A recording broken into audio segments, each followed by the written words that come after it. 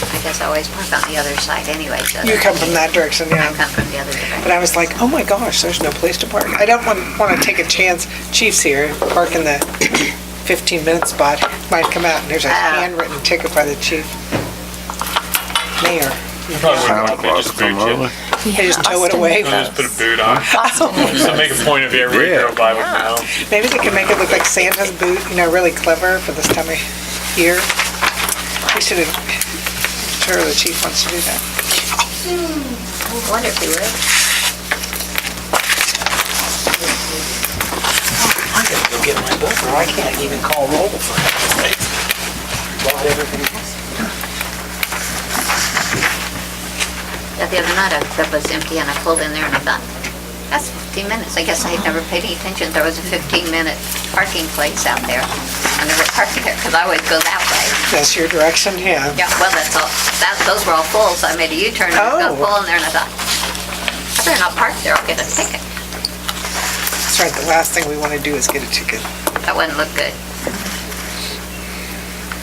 But then you'd have less Christmas money. I know. I've got so much. I wouldn't get Christmas. Well, he's getting things cleaned up, and Yeah, he's gaining on them. those would probably never happen.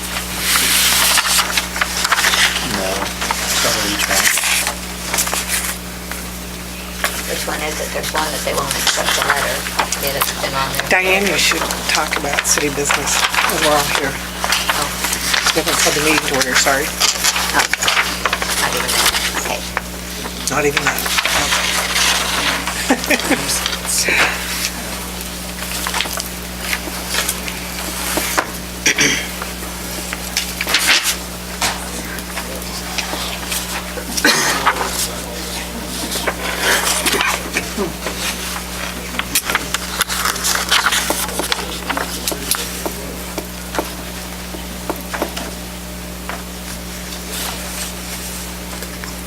You watching it, Kev? No, I wasn't. You were gone last meeting. Yeah, right? I You weren't was. there. Okay. Yeah. Call the meeting to order. Please rise for the Pledge of Allegiance.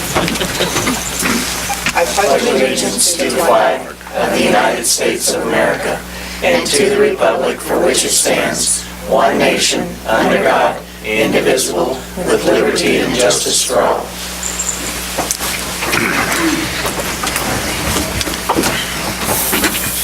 Roll call, please. Boss. Present. Gavia. Present. Graham. Yes. Hughes. Present. Fry. Present. Schroller. Here. Throm. Present. Barnes. Present. We have a quorum. All right, thank you all for being here. The first item is approval of minutes from the November 26th meeting. I just had a couple small typos that I've already given to Cindy, which we don't really have to approve because they're just little things, like taking away an S or space and stuff like that. Do you guys have anything that we need to amend? Otherwise, I would entertain a motion as presented or as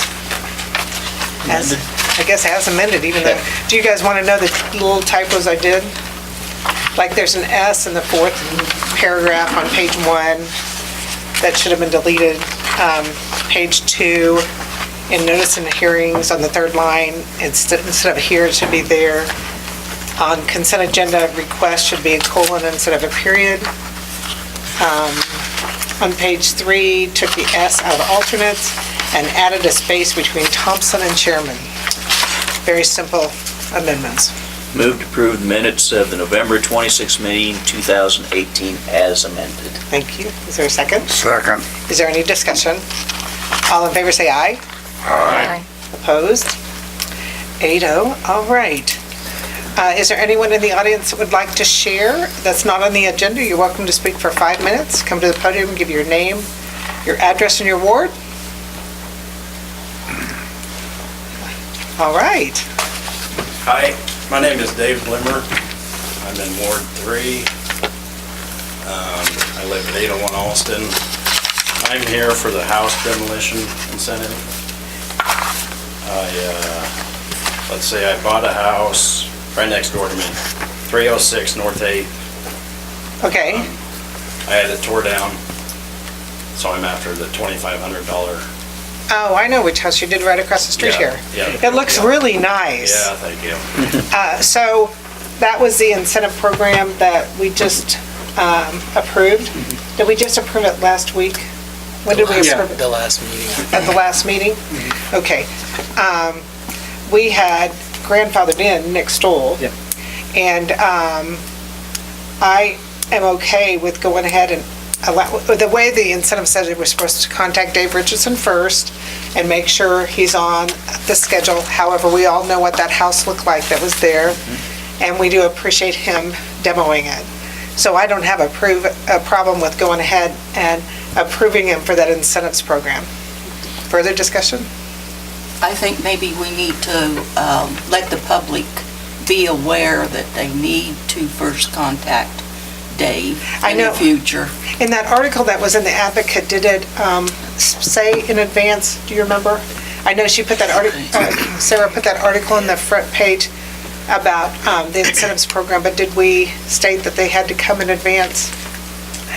No. You know, and maybe we should go ahead and pay to have that done in the newspaper, put a little article, and just say, in the future, please contact us before the demolition. And maybe the ad should, state the Parameters again. The three incentives, and Okay, so everybody's aware. back to Mr. Bloomer. Do you guys want to go ahead and approve him for the 2,500? Are you going to rebuild, Dave? No, Okay. You know the second step, just to encourage you. Yeah. You know the 3 steps, right? yeah, The different levels of yeah, support. maybe down the line, but for now, nothing. wants a Okay, big but we backyard. would appreciate if you would do that in other areas within the city, so Yeah. feel free to look for other areas. But with that being said, do you want, would someone like to make the motion to grandfather Mr. Bloomer in for his property? Was it at 8, what was the address of that property? 306 North 8th. 306 North 8th. I would entertain a motion to do that. Move to grandfather Dave Bloomer in at 308 North 8th on his property cleaned up and to allow him the $2,500 incentive bonus. Is there a second? it. Is there any further discussion? All in favor say aye. Aye. Opposed? Ado, all right. You've got it, Dave Bloomer. Thank you. Thank you. It looks really nice over there. Is there anyone else? Did you tear down a house too? No, I'm Josh Bloomer. I live at 400 South 6th Street here in Marysville. I own a property at 707 North 3rd Street, Ward 3. 707, say that again, 707 Yeah, where? 707 North 3rd Street. North 3rd, okay. And I'm looking to put up a new home there. So guess I'm looking to get grandfathered into the same ordinance. I think probably it'd be stage 2. Well, did you, was there a house there that you already tore down? No, I just cleaned up the property is all. It was just an empty lot? Yeah, it was a garden or something. Oh, okay, and you're just going to, and it was not one of our FEMA lots? He had a garden? You personally own the lot? Yeah, Oh, okay, I just purchased it last year. okay. Are you going to start this process tomorrow? March. March, okay, you're good. Yeah, So but Dave I- Richardson is your, Well, I'm sorry, but I have already purchased a building permit. oh, okay, I see. Where's So this at you- again, Josh? 707 North 3rd. Do you know where that is, Kev? No, that's what I'm trying You know where my shop is? Yeah, I know where your shop It's is. Straight north, a half block from there. to, okay, down in the bottom down there.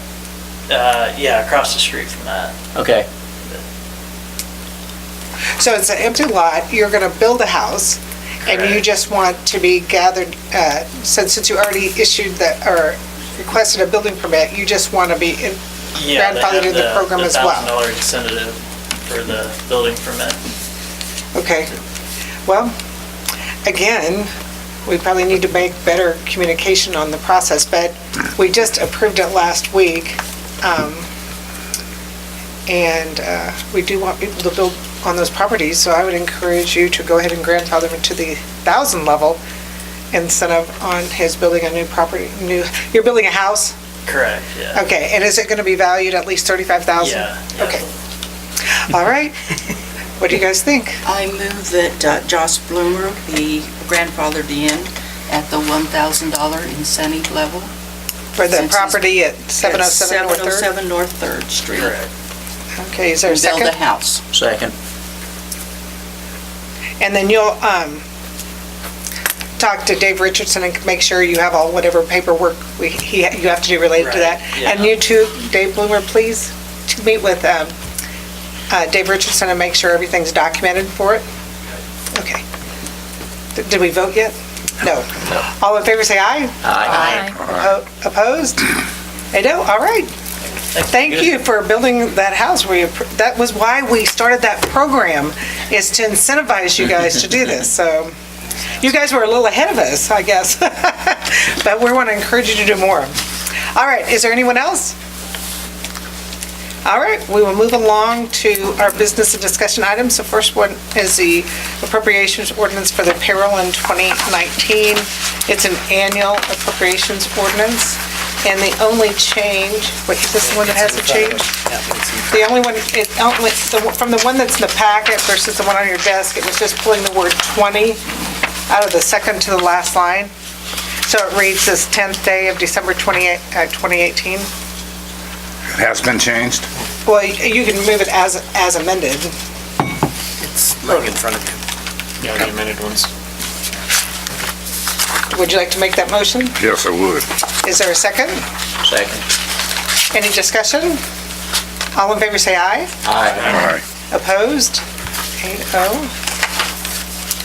All right.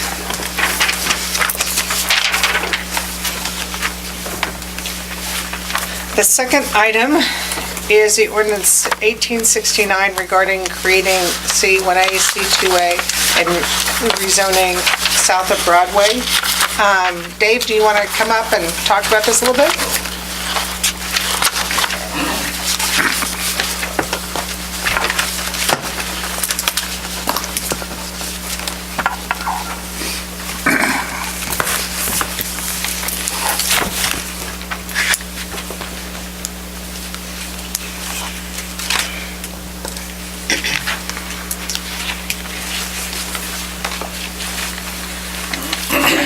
Planning Commission met, had our public hearing on this.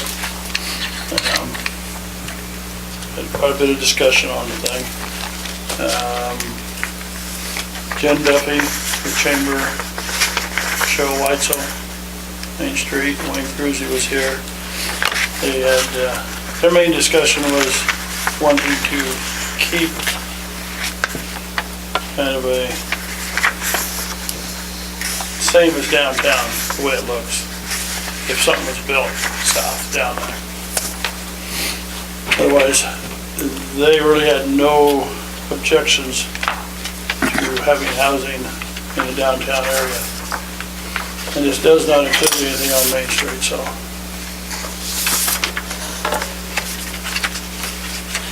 So the Planning Commission made a recommendation, motion, everything. They made a motion to pass it. Send it on to the governing body, so recommendations coming to you, so if you got questions. So you gave us, you graciously highlighted all the changes in the Unified Land Development Code in the packet, all the yellow over the changes? Yes, that's what we need to change to add those two districts. Okay, thank you for doing that. It's very clear what the adjustments are. And then the ordinance is following that. Yeah, actually, nothing changes in 1, 3. The only thing that changes is the wording on those in the residential part. Other than a few section numbers had changed to make it fit into the code book. All right. I know we discussed this at a meeting, I don't know if it's the last meeting or not. I think the important thing to do is to keep in mind that whatever the economic studies come up with, it's going to be a year or 2 or possibly 3 down the road to really know what we're going to implement, what we're not. And I don't think that we as a governing body should do nothing waiting till all this is complete holding still for a year or 2 or possibly 3. The Planning Commission met and have done a lot of work on this, and I think it would be wise to go ahead and, unless you have concerns, to go ahead and approve it as presented, and then we can always look at it again whenever the economic study is done and we know what we're gonna implement. I ask that the council approve the recommendation from the Planning Commission to approve the zoning amendment for the two new zoning districts, C1A, C2A, along with the text amendment to Article 11 Commercial District of the ULDC Code Book. Okay, is there a second? Second. Is there any discussion?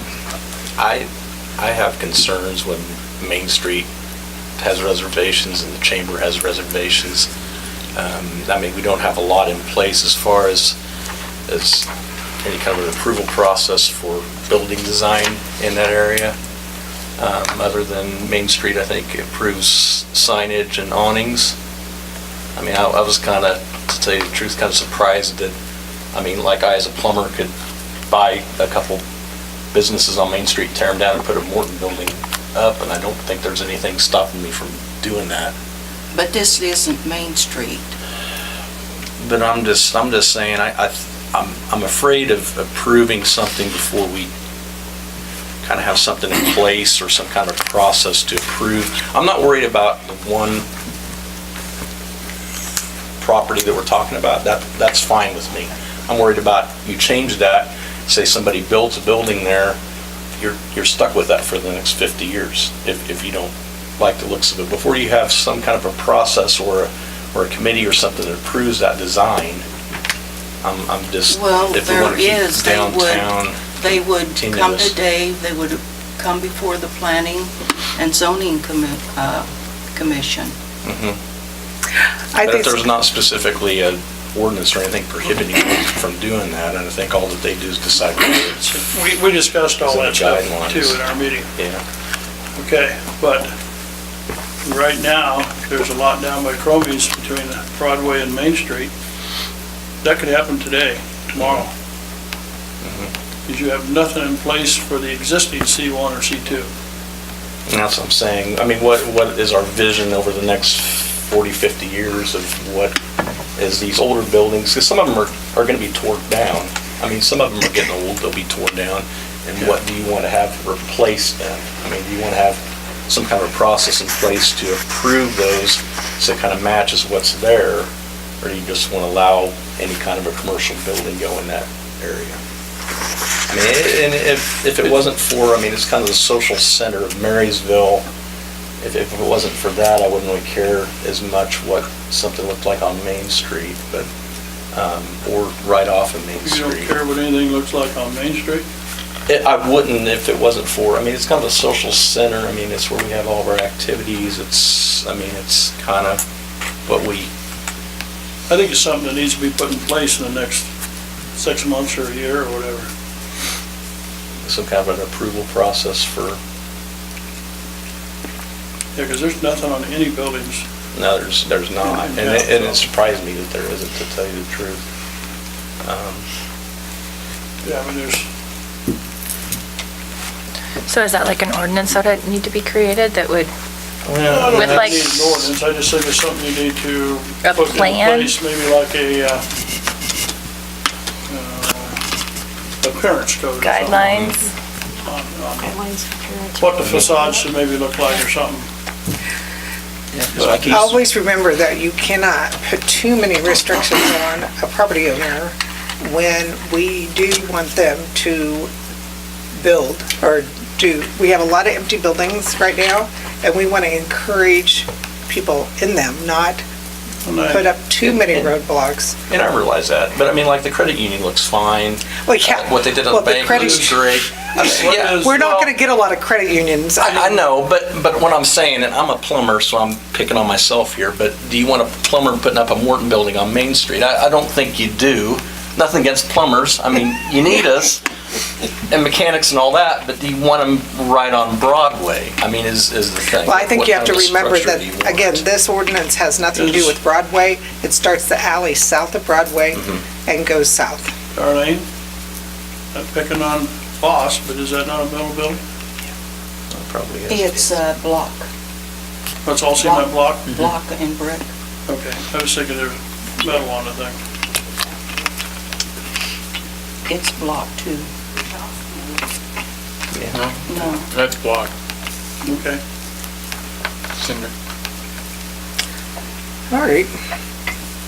Well, No, I think there needs to be some guidelines, and we've all discussed that in all of our meetings and stuff. That's what Main Street kind of brought up too and stuff. But I think if this thing was in place, then they have a district for that type of housing, if somebody wants to, and when you're doing your, Broadway area, yeah, we can have more restrictions on it. they could go ahead and design everything to go into those areas and stuff. But you need to look at Main Street too, because who knows if 5 or 10 years down the road, people decide there's no retail anymore, and maybe those buildings ought to have something at the bottom. Now you really got a big concern of what that's gonna look like with a big picture window taken out. Don't want people just to board that shut with 4x8 sheets of plywood. Then there should be something, if they're gonna fix that front, it ought to be of like material or something. Well, we already have that restriction now, don't we? You can't have housing on the first level. We No, have you that. can't. Yeah, so we have that It's only allowed restriction in in the upper place. stories on Yeah. Broadway. I'm just saying 10 years down the road, that may become an issue too. Yeah, Hope we, not, but who knows? yeah, we can plan and hope and pray to see what happens, right? But if you don't have this in place, then there's no reason for the survey to even consider it because it's not allowed. If you leave it C1 or C2 south of Main Street, they're not going to consider putting housing there because it's not allowed. Unless you come back and change it all at that time. So,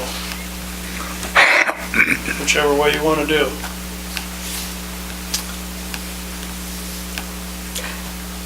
All right, we have a motion and a second, correct?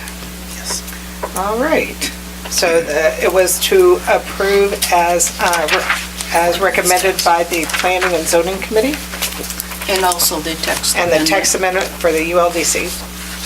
All in favor say aye. Aye. Opposed? Aye. 7-1, all right.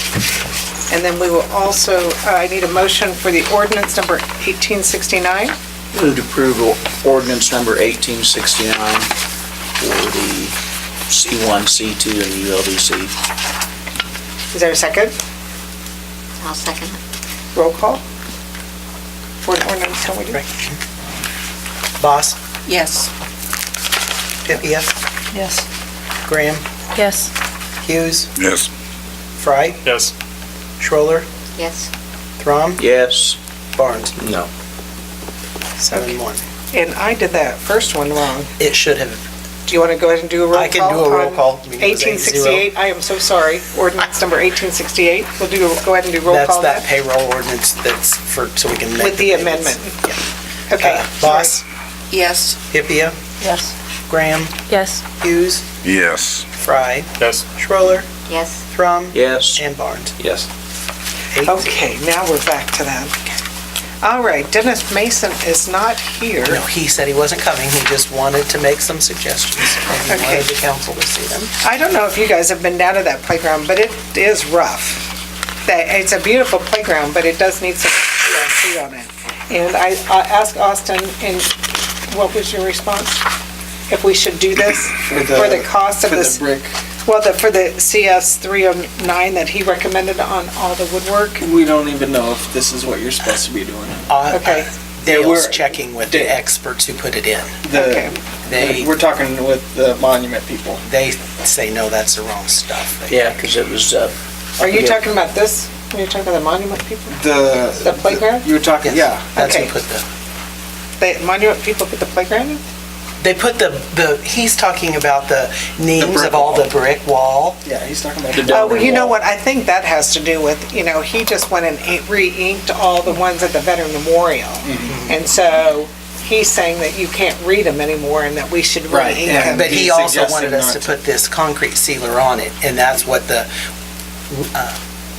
monument company's saying that's the wrong stuff. Right. And they're trying to get us the right stuff. Okay, but I do think if you can't read them, we do need to re-ink them. So did you happen to ask Dennis how long that would take? I mean, he just removed all the ones at the Veterans Memorial. He said he wasn't interested in doing it because it was too much. I will tell you that Joni from RSVP was doing a grant for who are those people that, right. And I asked her to put this on there. She thought it was a great idea. Dale thought even if they didn't do that, that those people would possibly restain the playground for us and help us fix the other things. So she's including that in the grant that we might be able to get extra help to help. Okay, well, we'll So just, that's- when would we know if they get the AmeriCorps grant? She did not tell me that, so we shall. Okay, if they don't, you need to follow up and make sure it happens, that we do something to that playground, because it does need to be improved. Yeah, he does maintenance. Dale's crew does maintenance. He seals all the wood. He did that just last He year. seals all the wood? Yeah. And it's sealed right now? He does It's that especially the stain. posts and, yeah, he Like he your does deck. that, yeah. Well, it looked a little more than the last time I was there. Have you guys been down there with your kids, City Park? Do you No. think that wooden structure needs some TLC?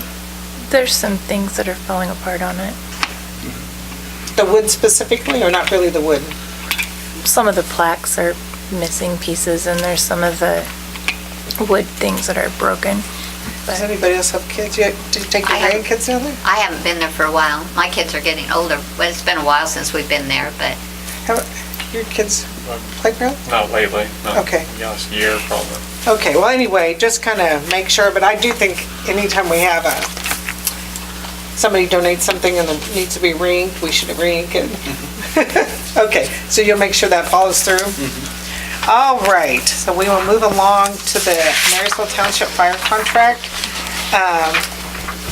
Craig, you did read this and didn't have any problems with it? Because they did make a few revisions.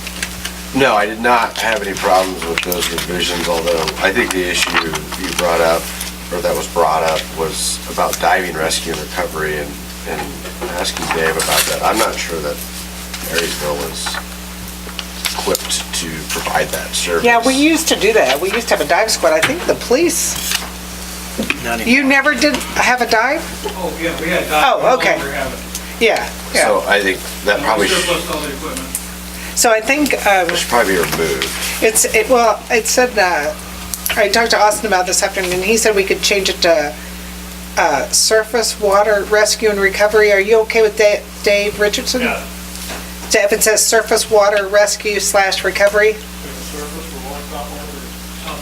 Top water. Top water rescue and recovery. Otherwise, Dave, our firemen are capable of doing everything in this contract? Yeah, I read through it. Okay. Yep, everything's fine. Okay, and as you can tell, they came in at 22,000. We initially presented at 21. We went back and said you have to have 23. They came back at 22. They did point out that they were under the belief that it was already, they came in and discussed it in July. They thought it came before council, and we didn't see it until November. So they were under the assumption when they determined their mill levy, that it was agreed upon. So that communication needs to improve. But I think at this point in time, this is a compromise, and that, in the future, we just need to have the discussions, and the council needs to have those discussions prior to them determining their mill levy. Well, the problem is we had a good faith with these people, and now we don't, because it was 21, we knew, well, it was 21. I know No, we you didn't know. knew it was 21 in July. Okay. Did you know it was 21? Bobby? No, I'm I asking. didn't really process that. You didn't no. know? Okay. But anyway, the way I understood it from the other side is that they had it all worked out. All they were waiting on was 21,000 for the paperwork to come through. I was at that meeting, and you sat there, and I thought it was Austin's job to negotiate. You sat there and negotiated at 23. I didn't make any commitments. You said, I can't exactly say what you said, but you sat there and negotiated back and forth and said something. I know you didn't say put it in stone because you can't. What I did is I apologized that we didn't have. Yeah, you did. Yeah, you did, but then you went That we up didn't have forward it. with the negotiations And I on it. said, we can talk about it, me as mayor with the township, but I cannot make any decisions. And I would recommend you bringing something to the council, and that's what they did. I did see that they did sign it, so, but I'm just saying, we had one point, they understood it was gonna be that.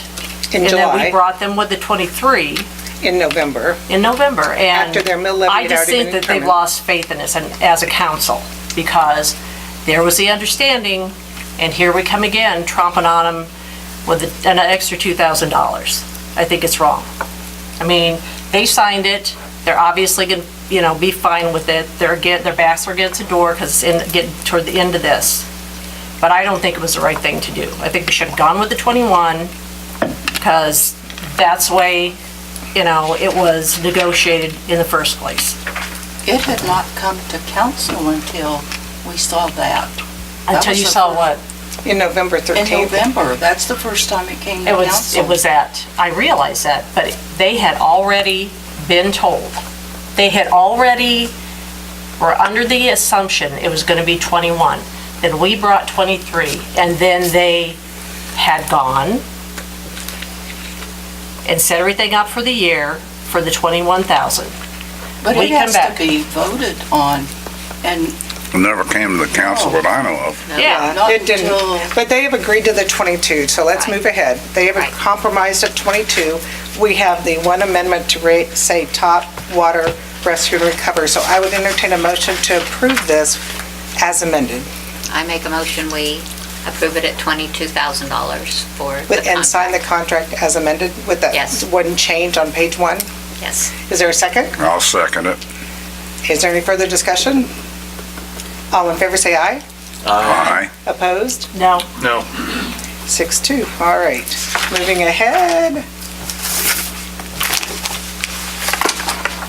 Let's see, I don't know of any notices or hearings. The next thing is the consent agenda. Move to approve consent agenda. Second. Is there any discussion? All in favor say aye. Aye. Opposed? 8-0. All right, the next item is the appropriations ordinance. Move to approve appropriations ordinance 3688. Is there a second? Second. Is there any discussion? Roll call, please. Boss, Yes. Hippia, yes. Graham, Yes. Hughes, Yes. Fry, Yes. Schroller, Yes. Thrum, Yes. Barnes. Yes. 8-0. All right. Darlene, you didn't point out any of the major expenditures. I'm shocked. Well, there weren't any huge ones. There were. AHRS was for $135,000. I thought for sure you'd point that out. But I just did, so now we're done. All right, Austin, you're up. All right, first up is the demolition bids. We went out to bid for the 1210 May property and the 308 May. And both of them, first one, 1210 May, we had two bidders, one from Inline Construction and one from Don Bruno Construction. And Inline came in at $8,850, and then Don Bruno came in at $9,000. So Inline was the low bidder on that one. For 308, the trailer house and the garage, we had also two bidders. Inline came in at $3,500, and Don Bruno Construction came in at $4,000. For the 308 May property, the owner had voiced an opinion that she would take care of the demolition or moving of the trailer on that. And we decided to keep moving forward on our end, so if indeed it didn't happen, we'd still have the contingency that we have somebody lined up to take care of that property. So we kept moving along. We gave her a copy of this bid spec to let her know what we expected from whoever was going to take care of it, as well as telling her that we were still moving in our process. The deadline for both of these demolitions is, I believe, January 25th. And we had checked with contractors beforehand just to make sure that timeline was acceptable, and this is where we came in at. So the way this works is whatever it costs us to demo it goes on the tax rolls? Right. So she's aware that I think we I accept, think we might send them a bill and then it goes on taxes. so she's aware that if we do it, it would cost $3,500 on her tax. I don't know if she knows this number, but I think she understood it would probably be more expensive than her finding somebody. So, Okay. I was just gonna say, so will you make sure, if we approve this, to contact her and say, this is the amount. I advise you to do it quickly, Right. you know. And I might even find out a timeline from them just to give them From a them, heads up. okay. so if they get the trailer off the property and the shed's still there, then what? Because I It can won't very cost- easily see that happening. Right. And since it's, I might take advantage of that and have our guys go in and do that. And then we'd have to, so if we commit to doing this, and then she does that, do we break our contract with Inline? how do we get caught on that, you know? Do you know, Craig, how we would do that? If we went out for bid, and we have a bid, and if we accept the bid, then, and she moves a trailer before they demo it,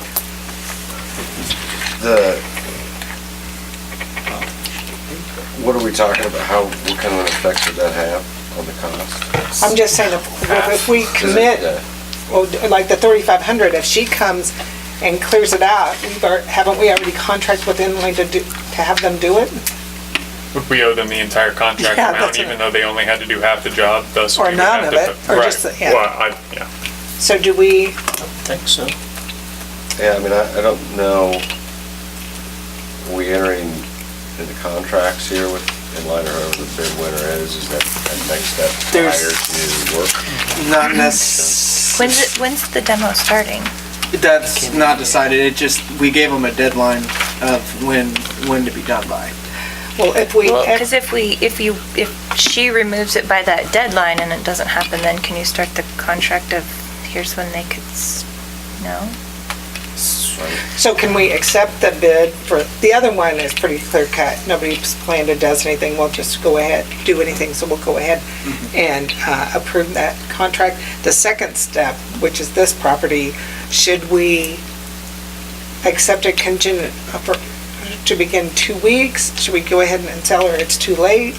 Mayor, I thought we had a deadline already stated for her to. Technically, we can walk in and do whatever we want at this point. They can go and do it, and it's all But if we've legal. communicated to her that she can still move it, I'm a little nervous. What do you think? I thought we said she had to move it by December 5th. That's what I'm remembering from the other meeting. I have to go look. My opinion would be we should tell her that she's got to have it all remediated, property remediated, or this is the amount it's gonna be.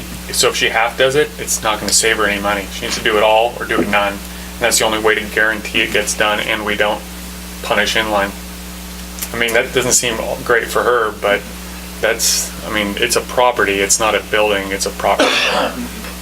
they're gonna have to bring their equipment in no matter what. For So they're a gonna- shed yeah. or a shed now. There have been attempts, well, at least communication that the owner has come forward and asked about a moving Well, permit. if you're still having a conversation with her to say, well, you still have time, I'm a little nervous about it. I've never said she's had time. She's No, I come didn't forward either. and said, what do I need to do to get this moved? So asking about a moving permit.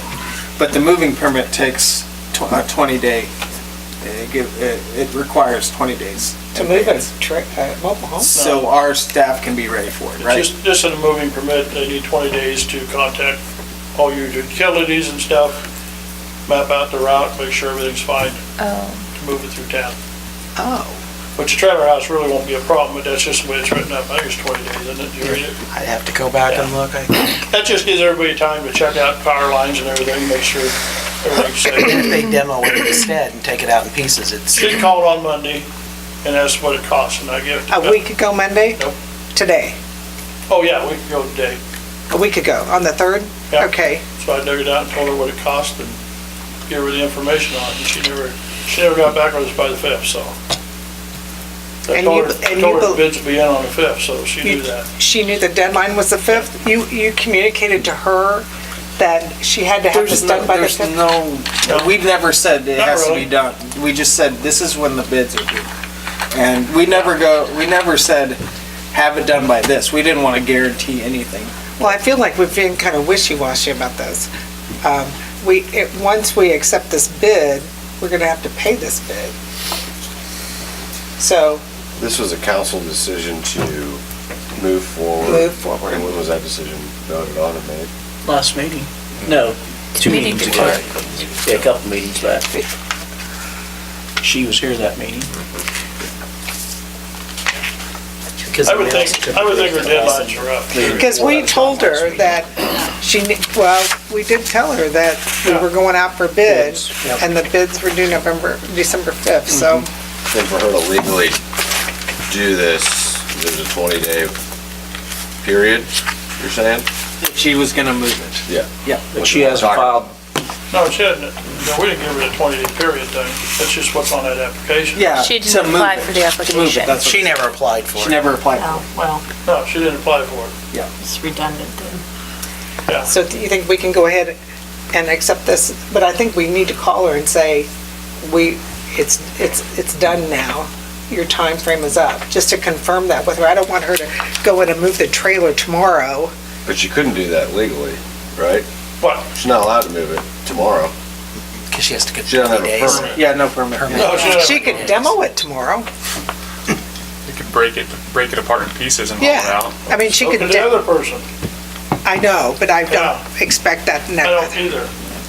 I don't expect Well, it really I don't on know, this one. how has this worked in the past? If we agreed to a demolition contract, at that point in time, we don't want them to go in and do anything because we're committed then. Well, it's not in their best interest because we would definitely charge them. Because for we would everything. put this contract on them as well. Yes. Okay. So I think just considering she was just in a week ago, I think it would be appropriate to call her tomorrow and say, the contract is made, this is what it's gonna cost, and the city's doing it. Right. Do you disagree, Craig? I don't disagree. I think that's fine. I don't know if the city required to do that, but I think. Yeah, I just as a think, courtesy. you know, Madam Mayor? yes. I realize this, how these bids are tied together here, but they're not really married. Couldn't we proceed with the 12-10 May? And then worry about this other one? We could, but we decided a month ago to go ahead and keep the ball rolling. And since she hasn't really done anything since that November 13th meeting, it's kind of like if some action would have been taken, but again, we started this process, well, it's in Butch's report. And after that last meeting, she hasn't gone down to change the windows like we said, nothing, so. How about the Nothing cars? much Are the cars gone? One. Car's gone, One of them is. Suburban's there yet. Yeah.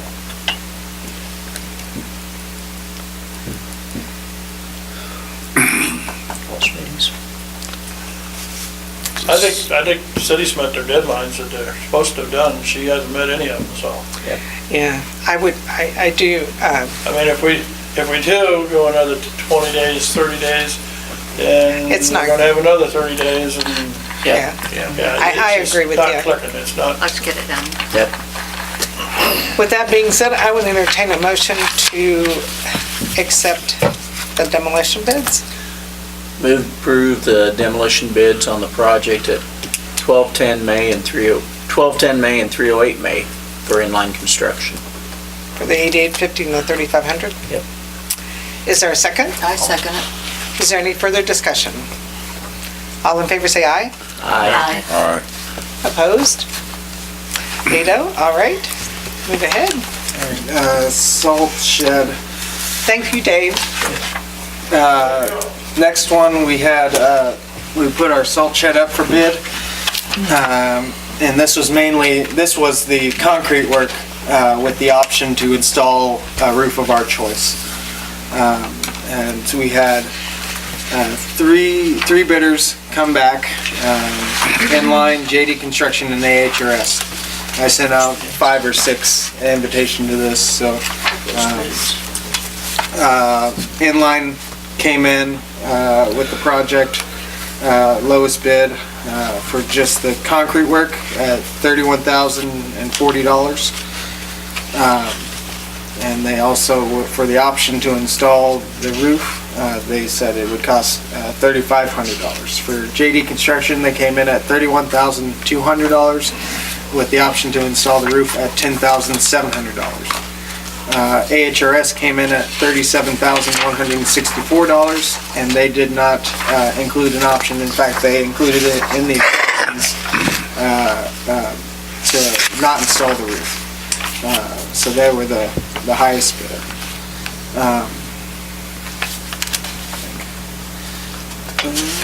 So I was going to recommend to do inline's bid and do both of them.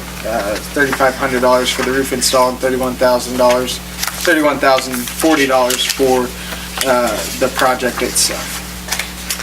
And those monies would come out of? Sales tax for 2019. 2019. And this would begin, well, the project is slated, obviously they could begin anytime when it thaws out, although we gotta prep the ground still. And they have until the end of August to complete the work and have it ready to go. We're gonna have trees out by then? Yes. Gary's working on that. We did not get anybody who wanted to buy the trees from us. We need to get that word out, that we have a tree, free. Come take it down.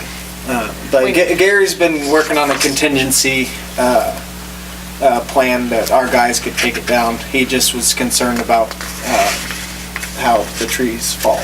So what kind of wood is it? So I can put this wood on. Oak. Yeah, oak. Yep. We need to find somebody who wants an oak tree. Yep. Oak tree. Terry, you didn't find 5 oak trees. There's 5 of them? Really, I mean, there's There's 5 of them. There's pretty, yeah, they're all a bunch. Big trees. Yeah, big trees. You didn't find a friend that wanted them, Terry? They're afraid of hardware. Oh, okay. Everybody I talk to, they're afraid of hardware in the trees. All right. And then the roof, just to see a total cost of this, the roof is gonna cost around $13,000 or Around a something? little less than $13,000, yes. So I found 2 roof contractors that supply these normally, and they do the fabric with the metal structure inside. The one was actually $18,000, but it would be too big. Their normal design for that size of salt shed would hang 2 feet over, and to get anything smaller would cost, because they'd have to re-engineer. Custom.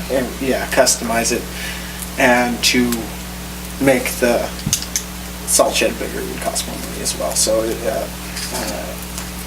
without that, they were still $5,000 over the other one who supplies the state with their salt sheds. In fact, it's the same roof that the state uses down at the Riley County line. That's that roof. I wonder, what's a life expectancy of that? 15 years. 15 years? They typically warranty, they say 25 years, but some companies warranty them to 15 years. That's not bad. Yeah. 13,000, 15 years, I can live with that.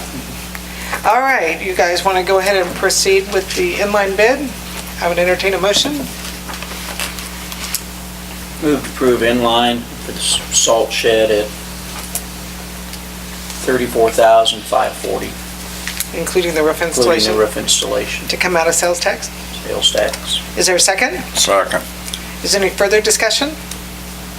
All in favor say aye. Aye. Opposed? 8-0, all right. Third thing on the list is the cost of living, and I bid... Airport. Oh, I'm sorry, that wasn't on the list. Oh, it's on your list. Yeah, it wasn't on, I was The looking front at the cover? front cover. Airport Advisory Committee met to talk about future projects. This was a standard meeting we have every year to look at our capital improvement projects for the airport. And they took a look at the list we currently had that had been in place for a few years now, and they talked about the top of the list was the taxiways to the hangars, and the committee discussed rather than doing those taxiways that we focus more on widening the runway because they do know of some airplanes that are not allowed to land here just on the basis of their insurance provider. So, for instance, Landals has suppliers that are going to Beatrice instead of landing in Marysville, not because their plane can't use our runway, it's because their insurance provider says they're not allowed to land on anything smaller than 75 feet. What suppliers did they send? I was trying to get that list out. Norfolk Steel. Yeah. Is then when they Must have been mentioned, a new one. they put out mentioned last year. specifically. Okay. So, He also Yeah, mentioned, Jack. that there's some kind of crosswind there, that it would be nice to have a wider runway because winds of change. that's what he said, winds have changed. Winds of change. Well, that's what he said, and I'm not going to contradict him because I'm not a pilot. But, so they talked about having that as priority rather than those taxiways. Currently, we do have an application out for supplemental funding for the taxiways, and we find out if we get that supplemental funding for the taxiways in May or June, I can't remember. But that's funding that would be in addition to, I think, some of our entitlement funds, and it would be less cost to us. So that's still on the table. So an extra 500 operations a year is quite an increase that That's we what have I to said. prove to just because of the addition? How on earth would we prove that? The letters from the suppliers or anybody else who can't land here. It's still a lot. It's 200, I mean, Some of the, visits. some of the, It's a lot of visits. Doctors? no, They well, can I mean, land. it could be a doctor, but the sprayers could also qualify as an operation because of the size of their wingspan. But doesn't it say it has to be proved that to be new operations or the project would result in it when we already have sprayer? I mean, I don't know how close the FAA looks. I'm a little concerned that we can document that kind of I change. think we're letting Heather deal with that. And she's going to come back. She's working on that. Magic numbers. But yeah, we've sent a letter to Rich, or sent an email to Rich with the description of what we would need for the justification.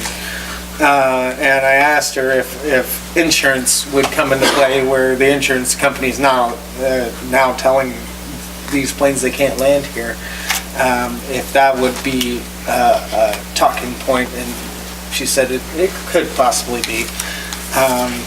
So that's where we kind of went with that meeting, as far as prioritizing our projects. So It was kind of an interesting meeting, because I learned that there's three type of funding.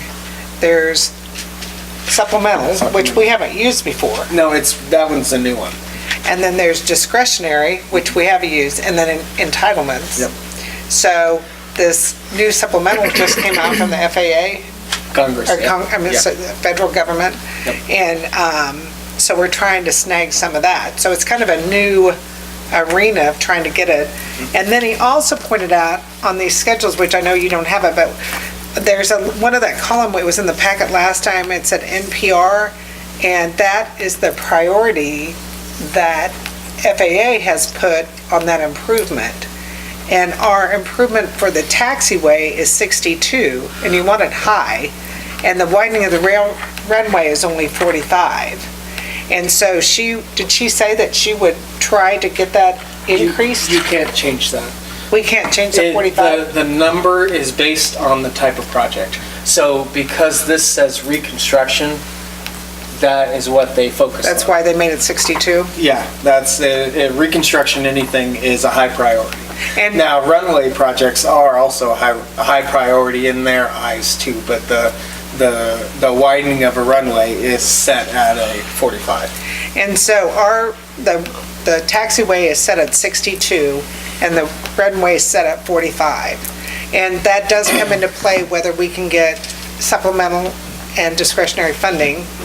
And he also made a point that he would rather, if we have to use our entitlements, to not do the entire project and possibly just do it to here. He said from this point south is good, but he said this point to here is bad.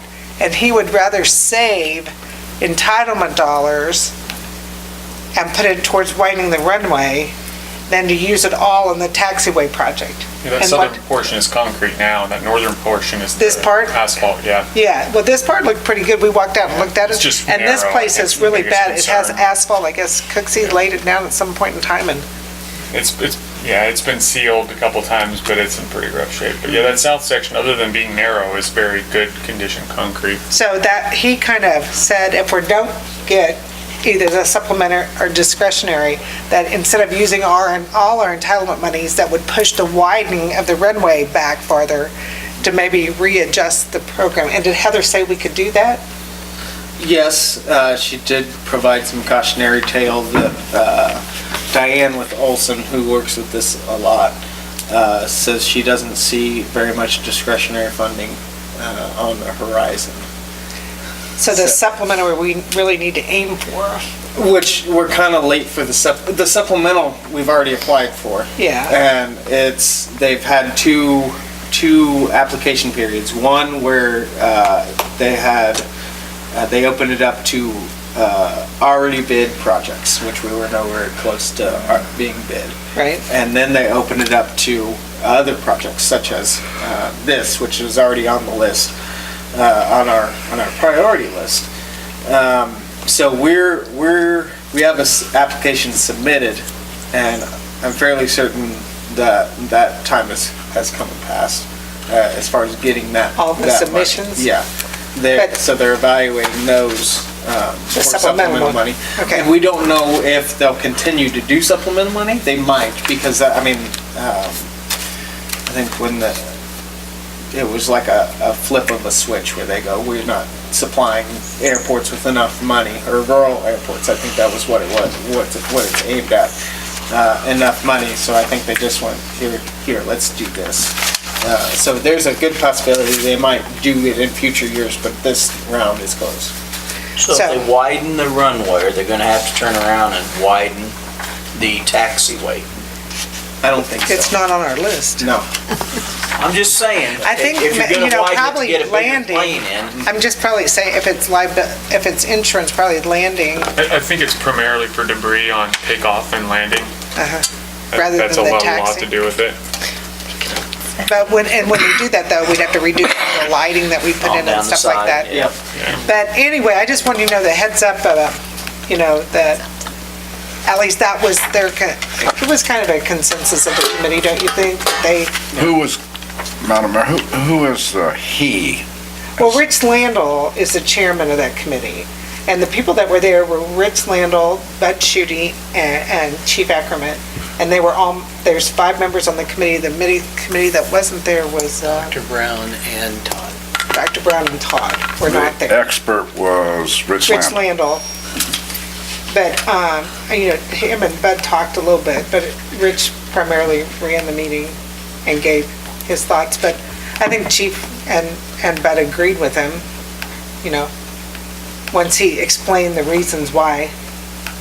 So that was the committee decision. Yes. Maybe Landell Corporation would like to kick in on that. They're the ones that's gonna wanna have this heavy stuff brought in, aren't they?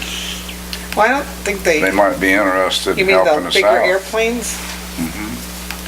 Well, I think more than anything, we just need to make sure that we use our entitlement monies wisely. And I think that's what he was trying to say. That's another key. Our FY 2017, is that 2017, right? Monies expire in FY 2020. So That would be as of 6/30/20. They're Isn't it federal- 7/1? Isn't it due Federal 7/1? government, so I think October or something. It's something October? crazy like that. But it's basically it's coming up. $83,000 of our entitlement money is set to expire. So then we talked about maybe we should do enough of that to use that money and not lose it with the gift that we received of 16,000 and Right. see what we could come alongside find from the city and get some of it, at least some of it done. So that was very informational though, that meeting. Todd, you should have been there, but I know, it was like 11:30, right? Or On something. Thursday. You could have flew in, Tom. You needed to fly in for lunch. Should've sent a plane.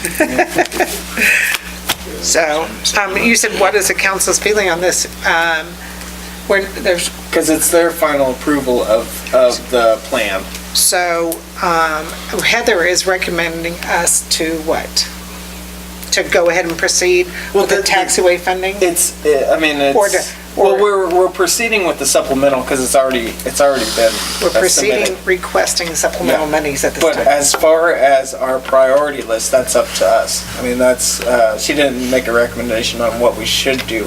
She just gave a cautionary tale on the absence, because we would require discretionary funding for airport widening, the runway widening, because. Well, I think it would be very difficult to prove 500 operations Right. a year. And just to make sure everybody, I know you probably understand this, but an operation is a landing, that's one operation, and then the other one is taking off. So if you have still a large number, 250 planes land and take off, that's your 500 operation, 500 Well, operation. so, remember when we talked about this, the estimate was $790,000.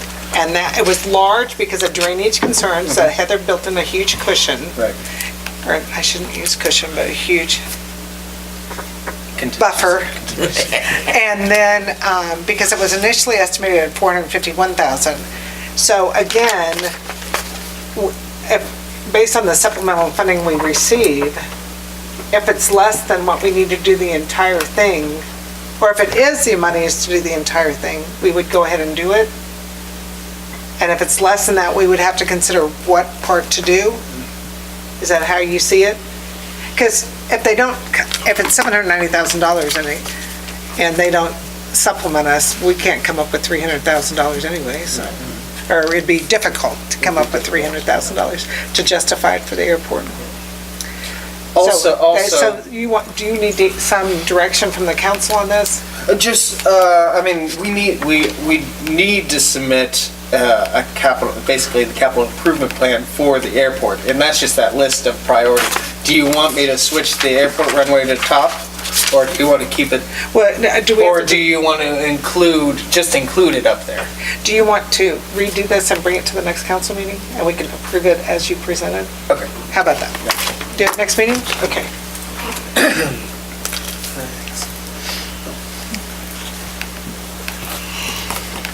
Maybe you'll hear something from Heather too by then. Yeah.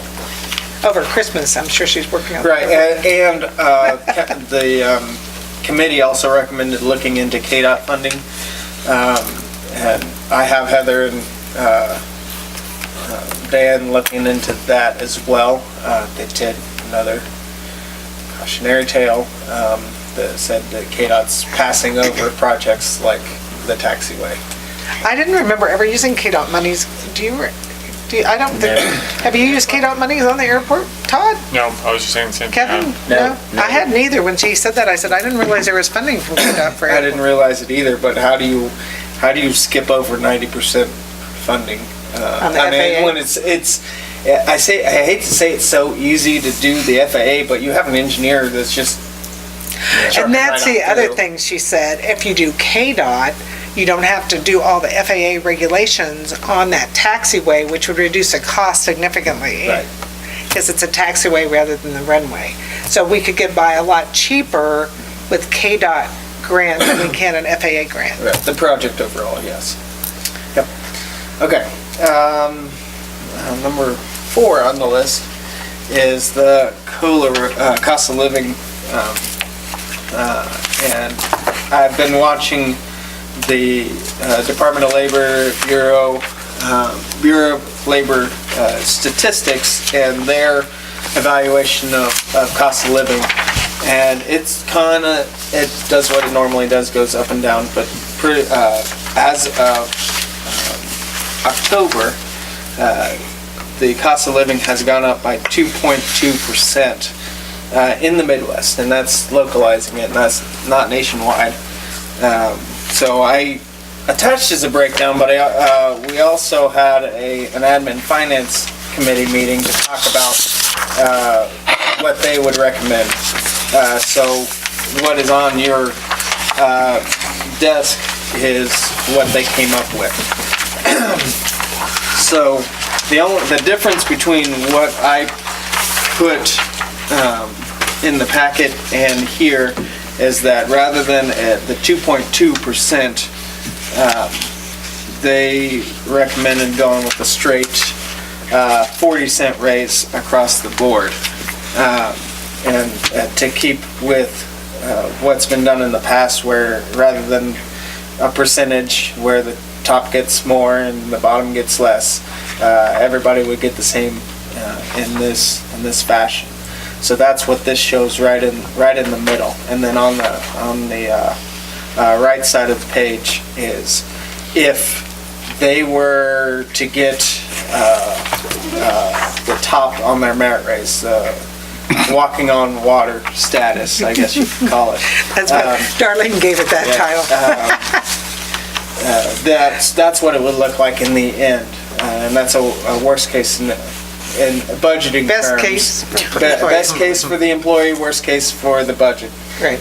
Is what it would look like. So just how you would see it. So there's several steps that we discussed at the committee meeting. Just to remind you guys, we last year we approved 20 cents if they did what? A good job? Or Yeah. 30 cents if they did, Exceptional. and 40 if they walked the water. Yeah, if they got the top, if they went above and beyond and Every even more. expectation exceeded beyond expectations or imagination. So, and then you reported to us, and I think it was in the packet a couple weeks ago, that you had given 20-cent raises and 2 30-cent raises. Okay, so you have to earn that extra 30 versus 20. But anyway, Darlene, you want to report from our committee meeting?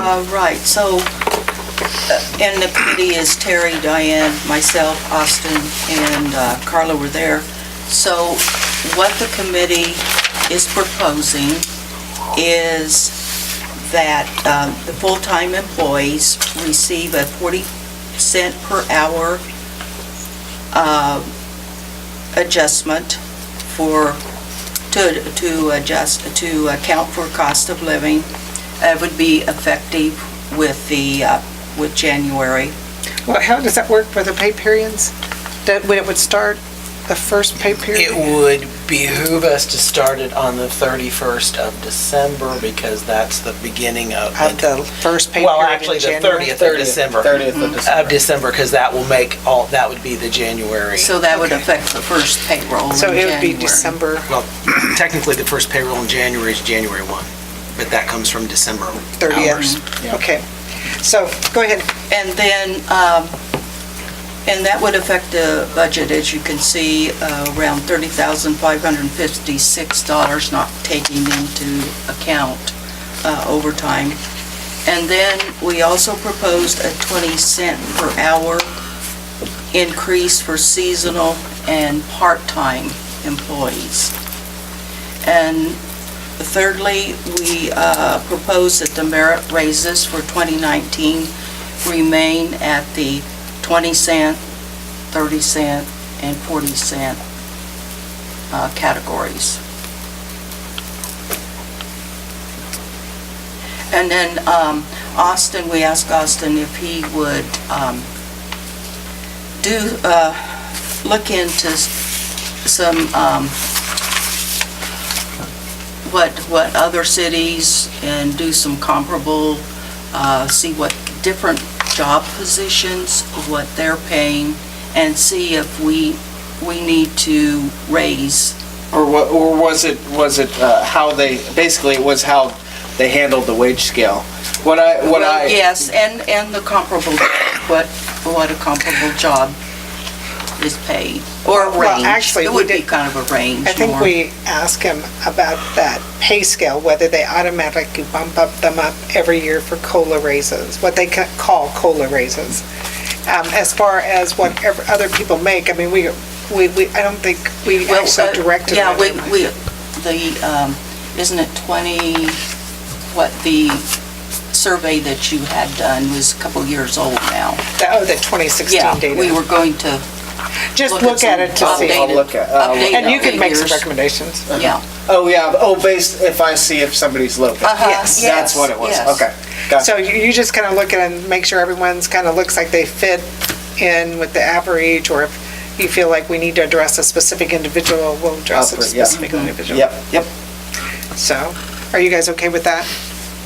So, you guys have any questions about 40 cents an hour, about why we recommended it that way? Actually, if you look at what we've done in the past, it's always been cents per hour. I mean, oh my gosh, since 2008, it's always been It's never been 70 cents. Yeah. So, but yeah, keep in mind, last year we raised it 62 cents an hour. That was a cost of living raise plus a merit raise. And then they also received a merit raise throughout the year based on their efforts or a review.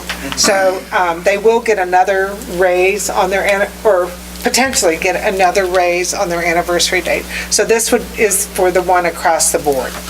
And we did feel like when we looked at some of the salaries on some of our workers, that we did want to kind of bump them a little bit more on the low end. And that's why we said 40 cents.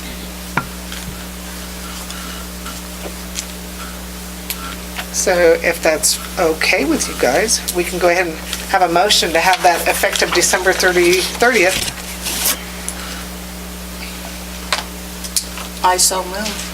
Okay, so we'll have 40 cents per hour effective December 30th to represent their cost of living raises for 2019. And 20 cents for the seasonal and part-time. And 20 cents for seasonal and part-time. Okay, is there a second? I'll second. Is there any further discussion? All in favor say aye. Aye. Opposed? 8-0. And then do you want to go ahead and talk real quick about the merit raises? You guys feel like keeping it at 20, 30, 40 is good? If so, you can present a motion. Way too good. I make a motion, we stay with the 20, 30, 40 cents For that merit we had raises? last year. Is there a second? Is there any discussion? All in favor say aye. Aye. Opposed? 8-0. All right, good job. I'm sorry, what? Who seconded that? I didn't see it. Did you? Diane made the No, first. I did. You seconded it. Okay. Okay, I did find it I wasn't helpful. looking I hope you guys paid attention to, in the newspaper, that they had different salaries and stuff, and we kind of use that as a basis to how our guys and girls, our employees are paid. So it's good that information is published so we can see how we're doing compared to the county, so. All right, that was great. Fifth on the list is financials. General fund is at $591,353 for the end of November, still about 90,000 above November of 2017. The water fund had a positive month, but is still quite a bit lower than last year at $673,764 due to project expenditures this year. The sewer fund is rebounding from the CIPP expenditure in August, but it is still higher than where it was last year by almost $100,000. Looking at how much money we are going to have by the end of December, I'm going to make the final transfer to the sewage replacement fund, make it be $122,500, so the whole amount transferred for the year is $150,000. I did that to maintain basically the balance that we began the year with. So So begin next year how we begun this year. I also plan to invest $100,000 of that, of the sewage fund in our CD projects that we've been doing. So that, it's not going unused. Sales tax fund is sitting at $137,341 after projects have been taken out. I asked him about, when we set up the sewer reserve, we said we would wait till year end and transfer, and we were hoping to transfer $219,000 at year end. And you're proposing, what, 100 and what? $122,500. Okay, and so he's gonna keep it at the balance it was. You know, KDHE recommends keeping it at, is it KDHE? KDHE. He recommends keeping it at 90 days? That's a pretty standard, yes. Yeah, and so if we just kept it at 90 days, we'd bring it down to 297, and you're bringing it down to the 451? So you're keeping about 150,000 more than we need for a 90-day minimum. The only reason I bring that up is, you know, keeping it in the operating fund versus transferring it to the sewer revenue replacement fund, it really doesn't matter because they're both can be used for projects and whatever. It's just, you know, at our workshop, we talked about potentially 2 big projects, and you don't want to get to the point that there's a lot of excess in the sewer fund and we don't keep our eye on it. But, you know, if we have to remove the sludge and if we have to build a cell, we're going to have to come up with mega money. So I'm fine with keeping it in there. It's just, it's kind of like keeping money in your checking account versus putting it in your savings account. Sometimes it's easier to spend in your checking account than in your savings account. But if you guys want, because how many days do we have now? We have 163, but that, you're bringing it down to, you're going to take it down to the 451 number, right? Mm-hmm. So 451, 501 divided by 3, oh, oops. Oh, shoot.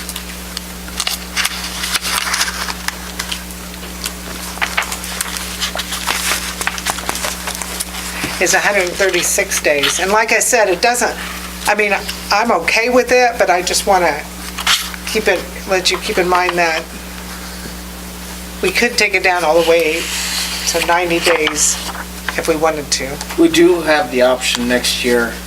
We have scheduled $100,000, and if at the end of the year as well, we can move that number up because we're not bound by the number we put in there. We can put $1 in there and transfer as much as we want. You mean next year based on our budget? Based on our budget. And did we determine our transfer number for 2019, assuming we were transferring all of this? I mean, no, we determined that in a workshop saying we wanted to at least transfer $100,000. That wasn't based on what? That wasn't based on the 219? No. So we're transferring 100,000 in 2019? Yeah, at least, yes. So anyway, all that to say, you guys are fine keeping 100 and what I say, 136 days in the operating account?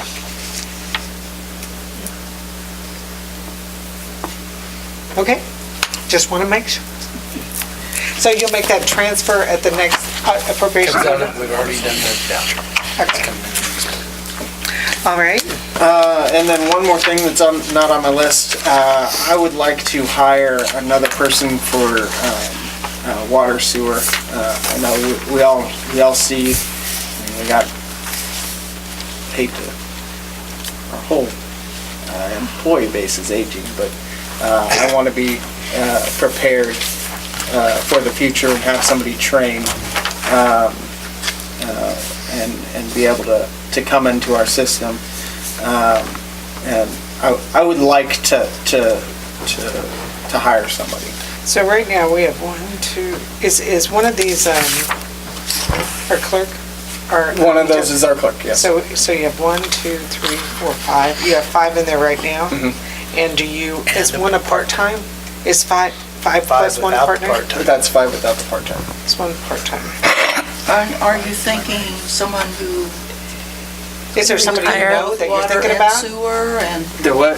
would both do water and sewer? Yes, yeah, everybody in the water and sewer department does both, yes.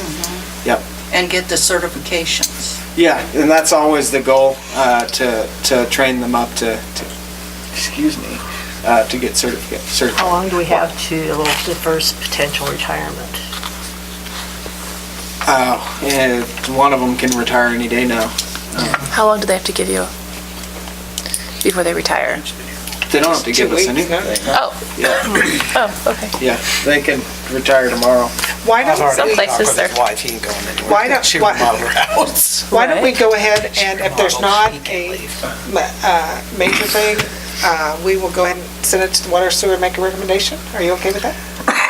I mean, that's fine, I just had somebody that Oh, you have applied. someone in mind? Yeah, that applied. And I haven't evaluated them, but I wanted to make sure I was doing the right thing before I even said anything.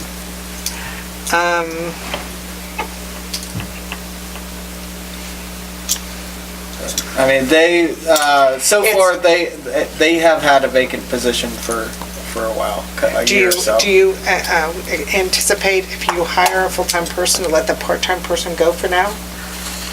I mean, I haven't had a talk with them about that. The part-time was brought on to keep up with pace, and I don't think he's shown any interest in moving up to full-time or anything like that. I mean, So that's- you need to know this meeting, not the next meeting? I mean, if you have somebody that, I know it's hard to find people, so I don't want to discourage this person at all. Right. I'm just trying to find out. Right. I wish you would have told me earlier so we could have had a meeting today about it. No, and I get that, and I left it off my list, but I forgot I hadn't,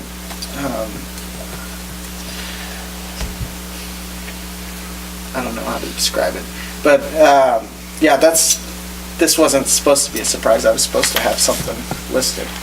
I just neglected to do that. Yeah, but, like I said, there's been an open full-time position on the water sewer department for the last 2 years.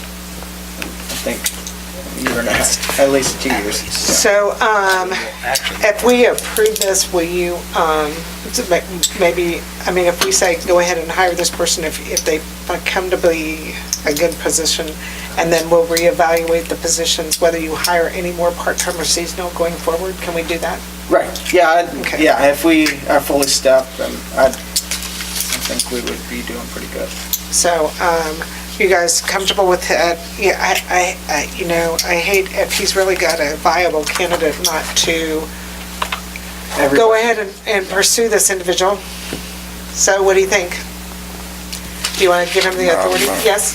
Is this long-range planning? Is this somebody that's gonna be too old to work in another 2 years, or is it somebody that can be here for you for, That is not an appropriate question to ask. well, it's something interesting about us getting somebody that's gonna take over to do something, whether or not they're gonna be here for a while. No, and I can understand that, but we can't ask about age or intentions like that. Yeah, all we have to do is say if there's a viable position, and if you feel that this person is someone you don't want to lose, then I feel like we need to go ahead and give them the authority to pursue hiring that person on a full-time basis. And maybe the water and sewer still needs to meet and have a discussion, and so we know what the status is. But if you really have somebody, I would kind of hate to lose them because we're having a committee meeting, so. And not to spoil the mood on this, but I'm technically, in all technicality, I according to our policies, I do have the authority to do this. I just wanted, I guess, a I think we blessing. have a hiring freeze though right now. Our policy was a hiring freeze not too long ago. But we can authorize him to do this. Yeah, we don't want to choke him out. We don't want somebody to get sick or at the retirement age get sick and go away and be left in a big spot where nobody's trained in. You know, so the hiring freeze is fine, but don't do it to the point where they're choked out. Well, I think at that time, we wanted to, we haven't sat down and evaluated everything like that was the intention when that was put in place. But anyway, with that being said, do you want to go ahead and have him pursue this for a full-time position? Is that a consensus of council? Yeah. Yes. There you go. Thank you. For water and sewer specifically. Water and sewer specifically. Okay. Next time you'll give us a little more heads up. Yeah, and this was a recent occurrence with the application, so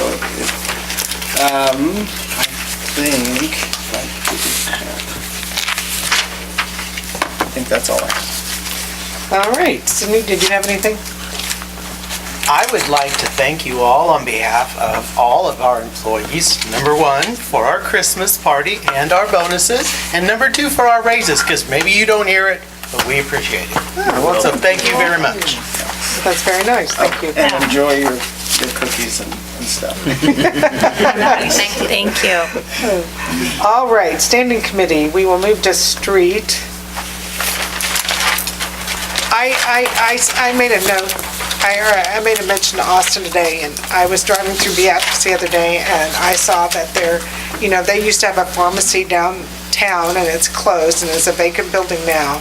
And it made me think about, RX, and, they requested something to improve their property, and we're kind of being a stumbling block on an improvement they desire to make.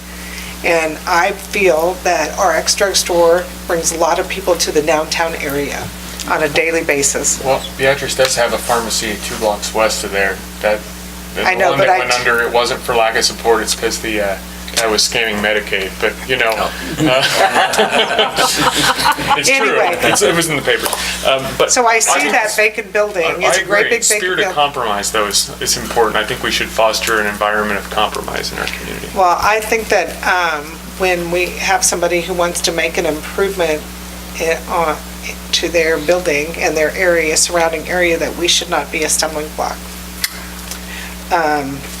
And the only other thing I want to say, we had that long workshop, so thank you all for enduring that. But one thing I would like, and that is, in a 35-year period, and I know that sounds crazy, will we address all our streets? So we have concrete that lasts for 35 years. We're going to hope and pray it lasts for 35 years. Can we do all our street improvements on a rotation within that 35 years based on the schedule we started with a 5-year plan? You guys, don't you think that's kind of interesting to know if we can make that happen?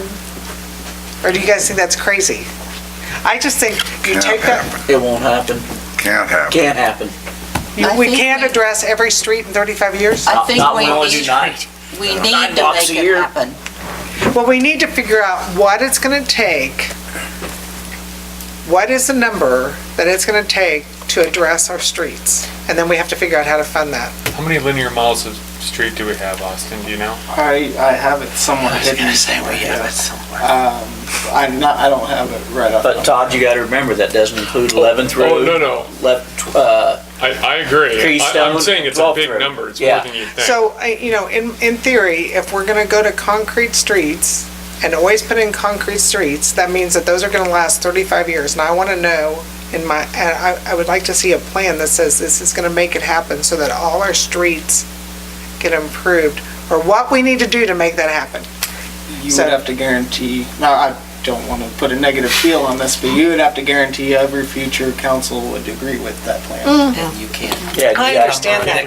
I understand, but in theory, what number would that be that we'd have to commit to streets? I would like to know. In 35 years? In 35 years. Okay? All right. That's just a theory. Now, Anybody is have? that switching, what about the brick streets?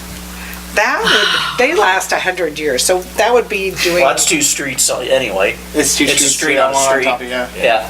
So, But you treat it as 2 blocks. that's the big picture street. break the whole Does you town. guys have It's a any good idea. smaller vision street questions? No? All right. I got it. We were sitting I was gonna zoom right on. No. I've been thinking about that. We were sitting there talking about going out for bonds and stuff for $2,800,000. And I thought, then we're not gonna do anything for the next 4 years on concrete streets. I just assume see us as a public, do a street a year, go out for whatever it's gonna take to get 10th Street done. As far as the other projects, I just assume us do a block or two a year regardless, so that people know we're doing something instead of doing nothing for 4 years. Well, that's why I showed you that little picture. and I said, know, yeah, I know. Are you guys comfortable selling this to our constituents? And you But all I said would, yes. but, not doing anything for 4 years, that, to me, that's not a win anywhere. Yeah, we're The only- gonna the do only 9 way- blocks in the highway. The only way it's a win is if we get such economies of scale that it's much cheaper to do it. That's the only way it would make That'd sense. have to But we don't have to proceed it. I mean, that was, but we did give Austin direction to bid it out. Well, I'll bring it, I would bring it to council engineering, before, to yeah. bring the engineering. But if you guys are all, if you guys all agree with Kevin, then we need to kind of we don't want to waste Austin's time here. I mean, you're doing 9 blocks plus the highway. 16 blocks. We did 9 blocks this year. 16 blocks is what the rest of it, that whole project. That include the highway? No. Well, we did. The monies that needed for the The highway. monies were included. The 600,000 was included in the 2.6 million. 2.6 million. Yeah. Was 16 blocks plus the highway. Okay, so we're gonna do 16 blocks. And then for the next 4 years, we're not gonna touch a single street. Well, we'd still Turn be, it to concrete. we'd still be chip and Chip and sealing. sealing, yeah. That's it. Yeah, but. Yeah. I mean, we need I to just, start. yeah, but I just assumed that don't do 16 streets in 1 year. Well, maybe Do what 2 or we 3 did. this Well, year, 2 or 3 the next year, 2 or 3 the next year, and do our 16, but it's gonna take us 4 years. Because if we don't do anything, people go, well, yeah, you sold us that bond issue, I know, but that's what I said. and you're not gonna touch a street for the next 4 years? Well, what we can do is we can just. Yes, You mean concrete? the concrete streets, yeah. What we can do is just each year, figure out how much we can invest and do it every year. That's what I think we need That's to what you do. prefer to do? Yes. What we did this year was 9 blocks, is that what you said? How much of that was redoing concrete? This was concrete. It was all Oh, concrete. it's all concrete. No, that was asphalt by Hardee's. That was asphalt. Part of it was, And by Landals. Landals was asphalt too, yeah. Yep.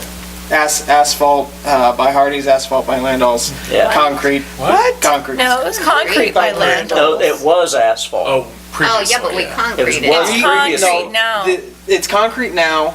Oh. We were putting Saying in, it was. we were putting in concrete to replace the asphalt. We put all Well, obviously, we're concrete in gonna- 9 Yeah. blocks. Yeah. Right. Okay. All And concrete. Is that the question? well, I We put just it want, all how concrete. much was concrete before you redid it?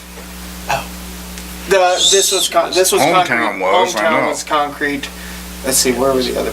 That's it. Those were these 2 blocks over here in Hometown were concrete. Those 2 and then blocks there. those were 2. Hometown didn't make 35 years. We didn't put it on. Well, Yeah, but we didn't put it in. Down in. Yeah. Well, that's what's hard to tell these people that have asphalt streets, that they're not gonna get nothing done for 15 years.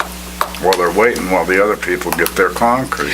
Well, I had that discussion with you guys. I said if we change and do asphalt, remember you said it only lasts, how many years did you say it lasts? Asphalt scheduled to last for 10 years. 10 years, so you'd have to, that in 10 years, you're gonna have to redo that street and that, we can just, we can reconsider it, I know for there's, sure.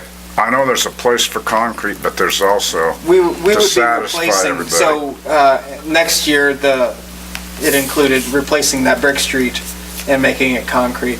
There was also there was that gravel one, they were making concrete. Right. I'm sorry, what are you talking about? He said, it sounded like he was talking about, we're only replacing concrete streets, but we would be touching other types of streets, just making them concrete. I understand that. I'm just saying, that's the part you have to satisfy the constituents with, knowing that they're gonna be on the end of the list, and if they live long enough, they're gonna get a street, because it's gonna be, Well, that's why I even wanted to know at 35 years, we get them all done. That's kind of my point of long-term. Are we gonna address everything we need to know? But it's so bad. on the other hand, if we do bonds, that money leaves the county. We don't have, the money's not here, we have to keep getting more money someplace, because that money gets in bonds that is people someplace else buy and make all the interest off of us. So it's better to do what we can do here without the bonds.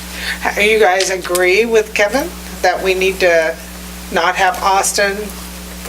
I think You were doing the I think engineering Austin should on check The into it. engineering costs will come next council meeting. The engineering you were doing for, which street? Oh, for the- Seventh- And we're gonna Seventh. have that, and that's not gonna go out of date or anything, so we need that engineering done, right? Depends on what, well, no, it shouldn't go out of date. It shouldn't It'll, change. it'll shelf life. That's There'll what be I'm talking something about. new and fabulous in engineering that comes up, but typically you could put it, yeah, it should be fine. But this one was, the one over here on 7th Street was scheduled already for next year. I was Yeah, gonna it's a say, high priority one, because it's a rock street, and we need Yeah. to get it brought up. we so, should probably yeah. do that one, even Yeah. if, do we do it just with the C-clip without debt? We should Yeah. find the money for that.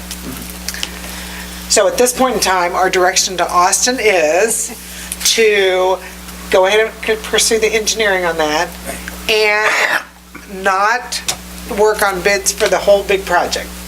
Is that the consensus Well, I of would council? like to see the bids. I mean, it's hard to make decisions if we don't know costs. Cost efficiencies? I mean, that's kind of why I put the engineering, we did get engineering cost estimates on those. And that's where I got my numbers, which they were kind of up there. But, I mean, that was the idea of getting the bids, was to see if we could do it, or, but then if you say you're not going to, then you lose a lot of interest. But we'll go whatever direction you want to go. I would just like to see us keep making progress every year. At least You think people- the city residents would feel better if they seen us if doing they, something instead every of year. sit for 4 years? Yeah. Because they're gonna say, you guys aren't doing any street improvements. Well, we did one yesterday and we're paying off the debt for that. That's what you're concerned about. Right, Last year. We did it last year. We're paying off that debt. yeah. You know, in 35 years, as always, things should get better. The techniques could get better, you know, faster, more efficient on the concrete streets. So it may not, That's good. That's a good point. And You know. more expensive. you know, Not necessarily. everything gets more expensive. And, you know, It's just like that brick street could have been done for $300,000, and now, the last we knew, it was over $700,000 for one block.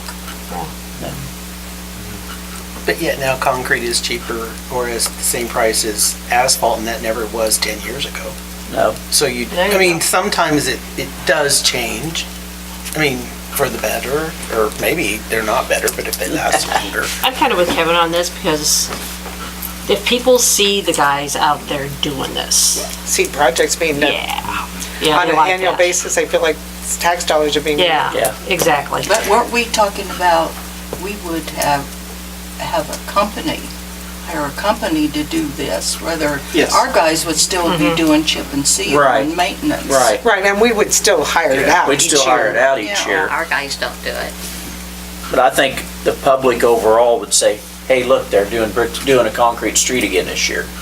Hey, look, Praise they're the doing 2 Lord. more blocks this year, you know. Praise the Lord, they're You doing know, the street. instead of us doing Well, absolutely that's nothing what for 4 years. when I saw that map, that was my greatest concern, is to show you, this is what we're gonna do for 5 years. Right. Can you sell this to our, I Yeah. mean, you guys are the ones that are gonna hear about it.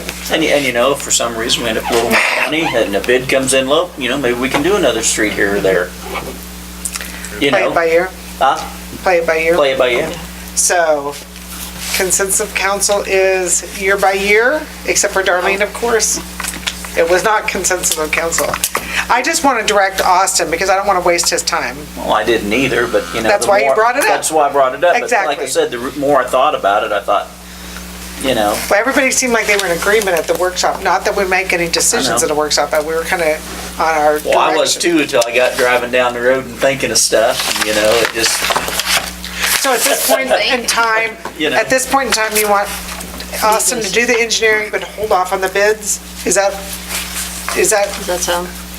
is that what most of you guys want? Todd, you've been pretty quiet on this one.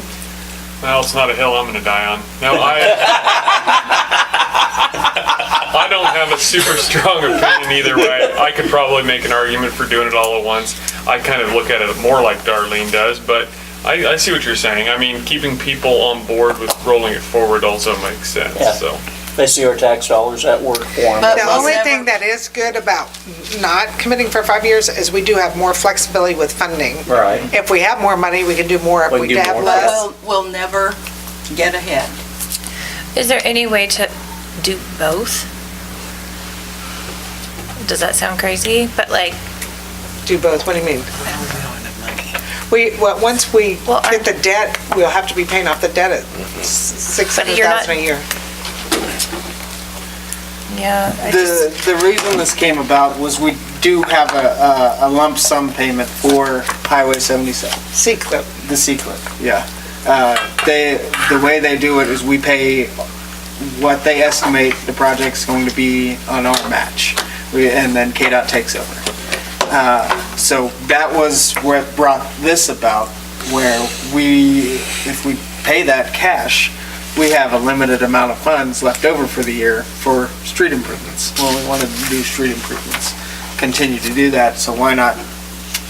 We have that in our budget, though. We have $800,000 Right. in street and the sales tax fund, so we Right. have our But we C-CLIP did match. 9 blocks of And so we of might only streets this do, year, so we felt, I we think might there only was a do feeling. C-CLIP this year, Yeah. so There was a But feeling still, like, that's an improvement in town that people's gonna see right they're there gonna on see Highway. Yeah. as they move around. They're gonna see. so that's where that's where that came about, where we're paying this lump sum, and it's so like, you just thought you would add in the other streets into that? Well, at one point in time, I said, do we need to bite the bullet and get more street repairs done? That was kind of, and then Austin kind of ran with that comment and said, well, we could do this, which it was good that he did it. Yeah. Just let us know. But how come they wouldn't be starting for 4 years on that? I guess if you got We have, the, the streets we looked at was what the debt was going to be for a 5-year debt. Used 5-year debt.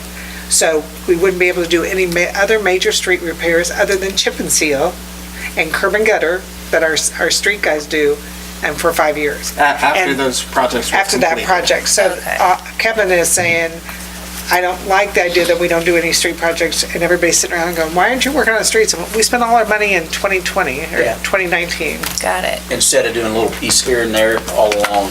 I guess I was under the impression you're getting a So- loan or something. So Well, Austin, yeah, we were gonna go at debt. So if you were doing that, then wouldn't you still have some sort of money to still be doing? Just the money for chip and seal, that's it. Because we wanted to keep the loan payment at 600,000.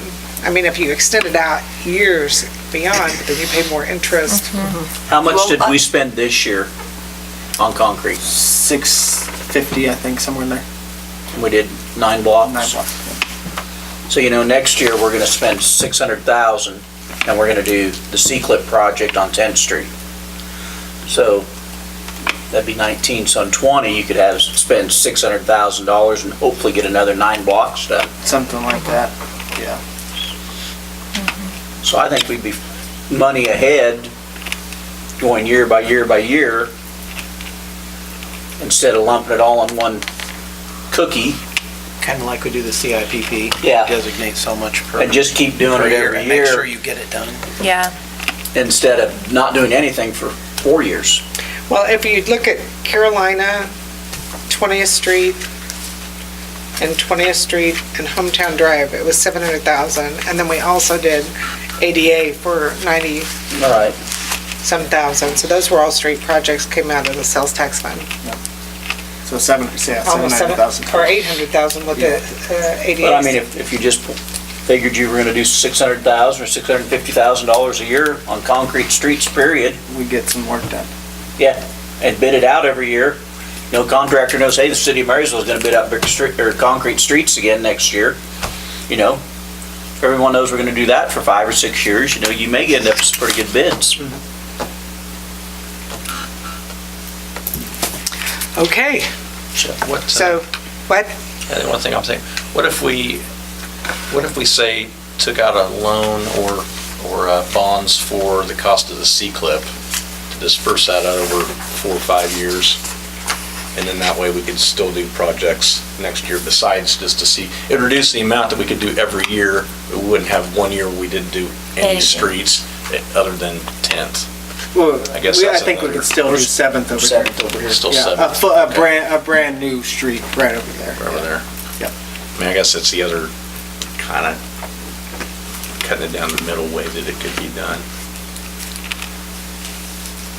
And the 600,000 it's not gonna be 600,000, but that's the number that's been floating around.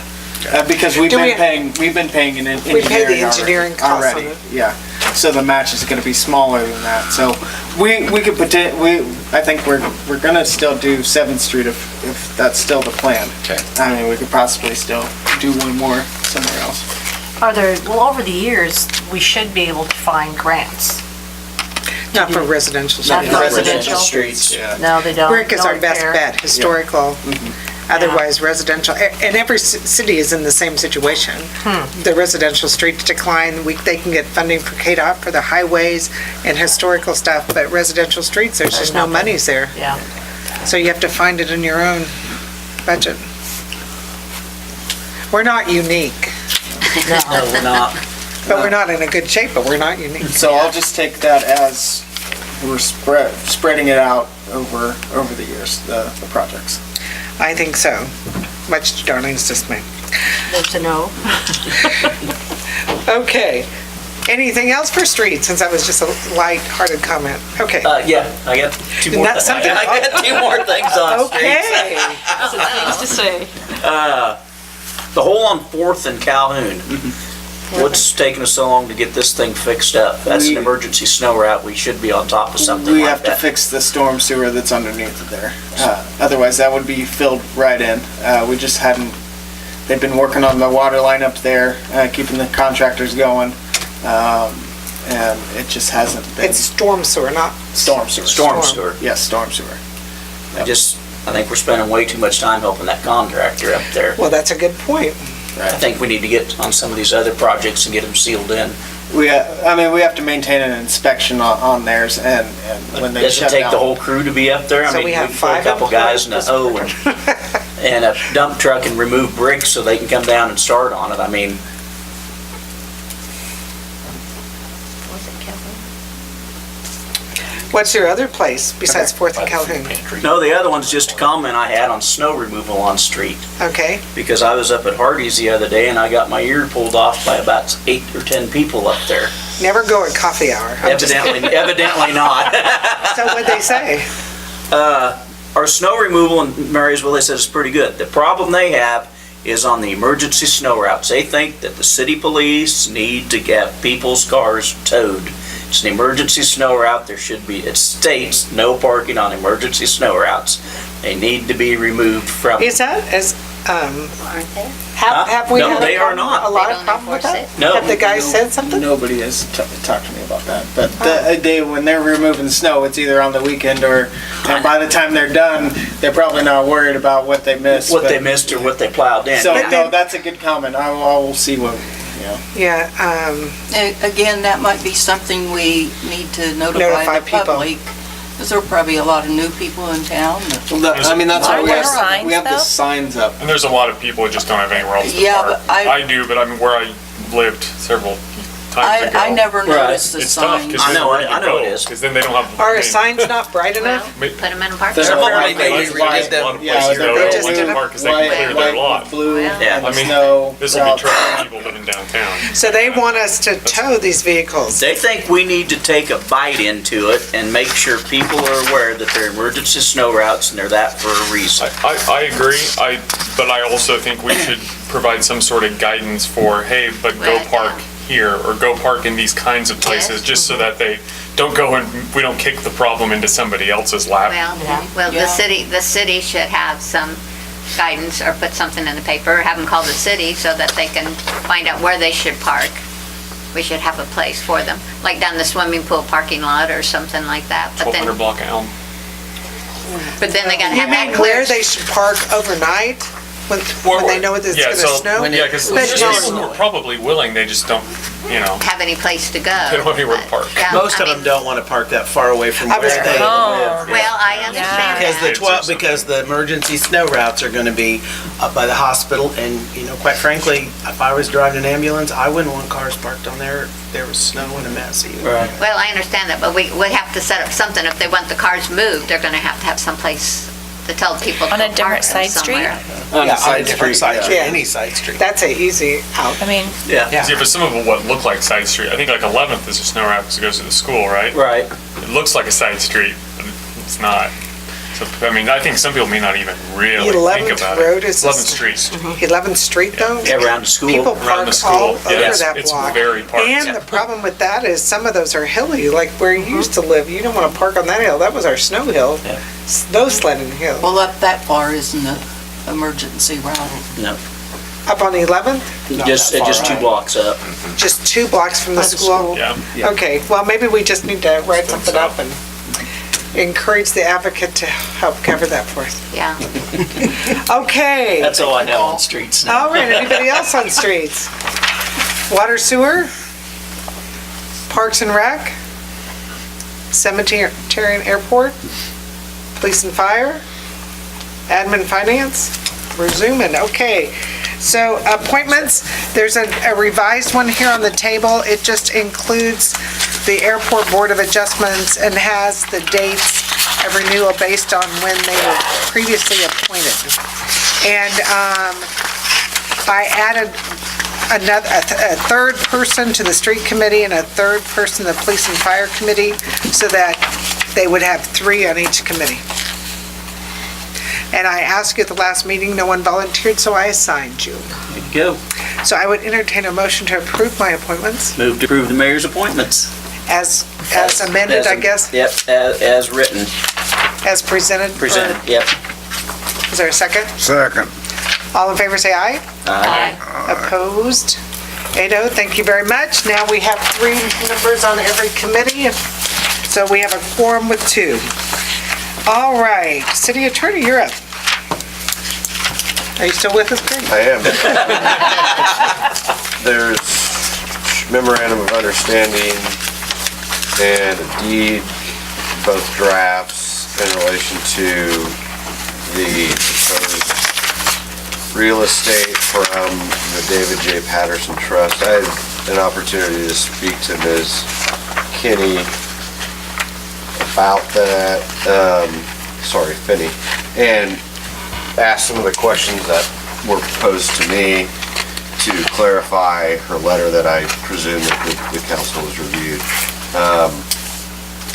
And just from our conversation, I sort of just reduced it into a very, very short memorandum of understanding. There wasn't a whole lot of specific direction from her. It was primarily pretty much leaving the discretion in the hands of the city as to those more specific requests.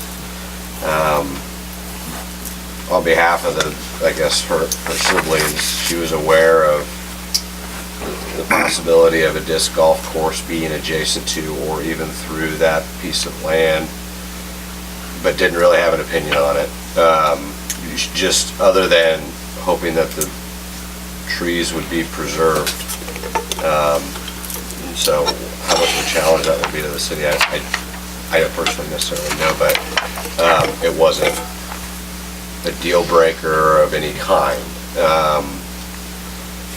I don't know, I can answer questions, I guess. There's some formatting things here that, I'll square away. It's kind of, I think the margins got squeezed or something and it pushed some things, but Craig, yes. did she have a formal agreement with the Girl Scouts? She was not aware of like a written one. She did have a point of contact, and I'm sure it was Tory Tory Butler. Butler. It is. It sounded to me like, that was done, entered into, whether it's just verbal or however, a while ago. And it's been honored throughout the years, and there hadn't been any issues. In fact, she did mention that maybe it had been added onto by, outside interested parties of planting trees in memoriam or something along those lines. And honestly, her desire was just that it continue as it was, and that was a good. So I guess my suggestion would be, I don't know that it's necessary to create a written contract, but I mean, if the city wants to do that, just so that it is more formal and understood what that relationship is, I think that's fine to do. I don't think it's been necessary over the years. Has she seen this memorandum of understanding you proposed? No, I have not sent it to her. Okay. So the thing is, she just says she wants to protect what is existing there, and she doesn't care what goes on With the the rest of open it. space after that. She did not express any concern Okay, or specific requests as to anything outside of what exists today. okay. Really, I think she just hopes that the relationship between the city and this Girl Scout troop, or whoever's primarily involved with that apple orchard, remains, and that there's an open line of communication is sort of what she expressed. I mean, nothing.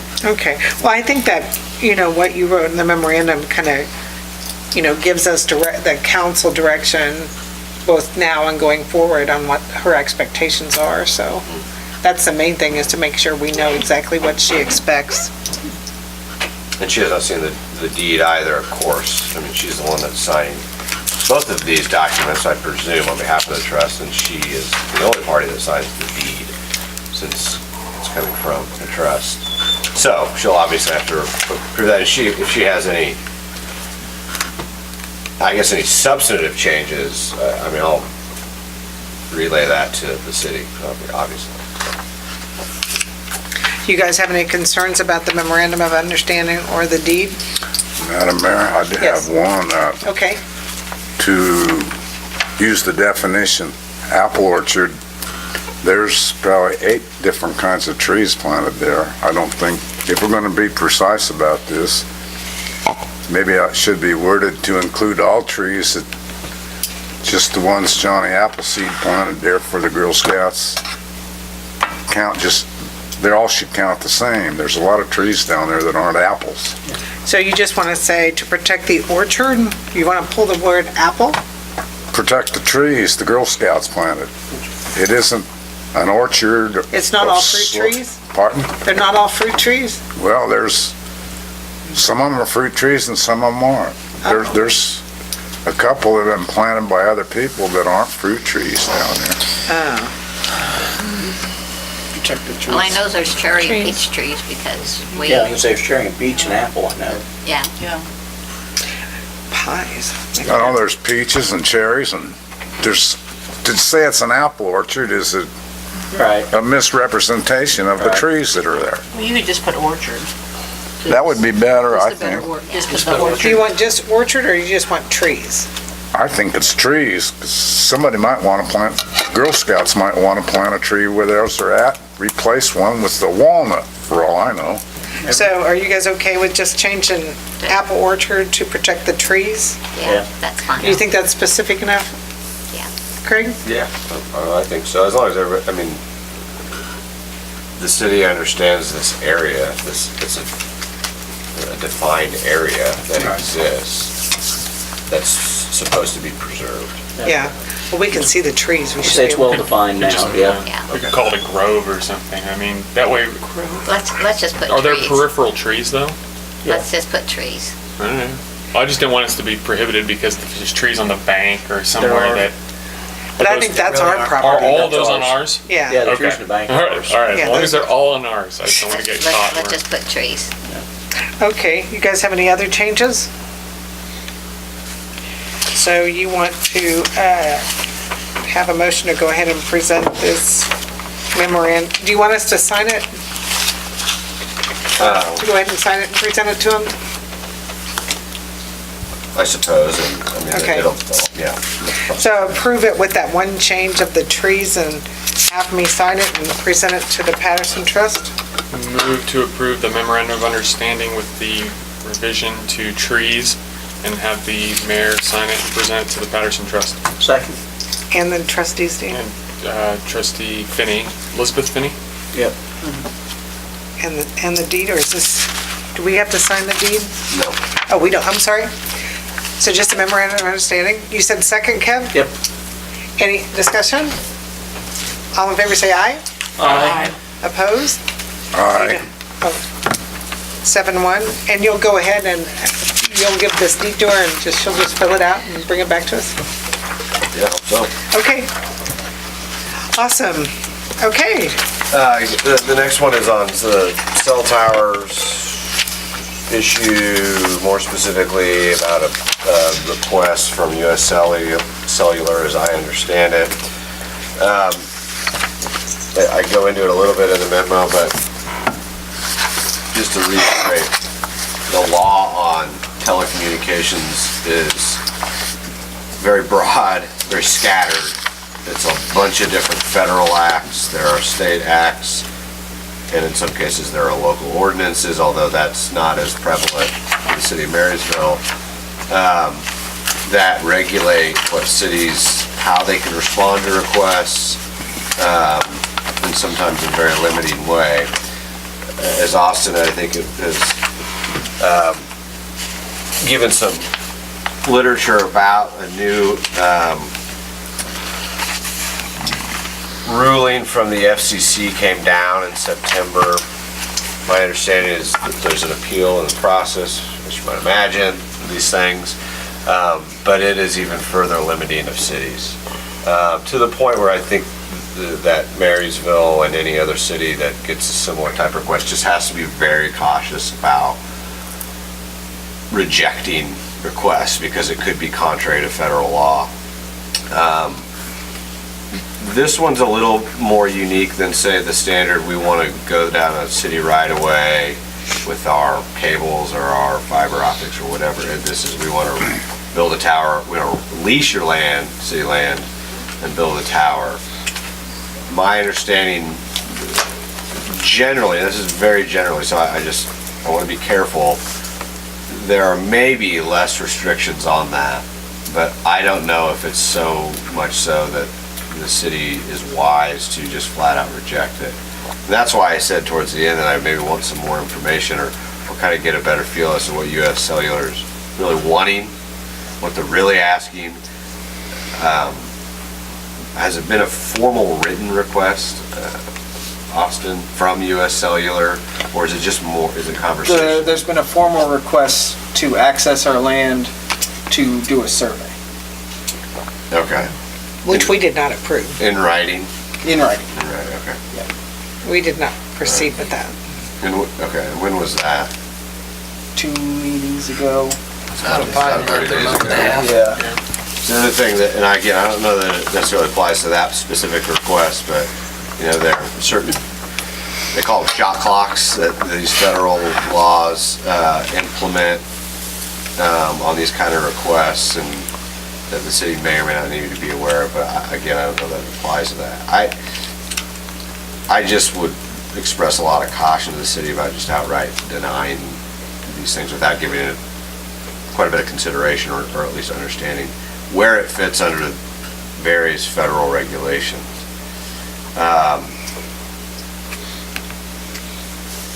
It sounds like maybe US Cellular had some alternative ideas. If they weren't going to be allowed to do that survey, I'd be interested to know, I guess, more specifically what those are. You and Austin and I have talked about this briefly, but just briefly. So, I mean, that's kind of where I'm at. I can try to answer questions. It's hard because it is so and I think, you know, your inquiry into the league, this is what she said too, it's so fact specific. It really just depends on the requests, depends upon if you have any ordinances. But all of this is sort of fluid because of this new ruling that's coming out, and all cities are, in Kansas, it's a hot topic on a listserv of Kansas city attorneys, and that's sort of a side topic, but semi-related, about aesthetic standards and those kind of things, and I'm sure Austin's aware of that, because I would imagine city managers and administrators are talking about it as well.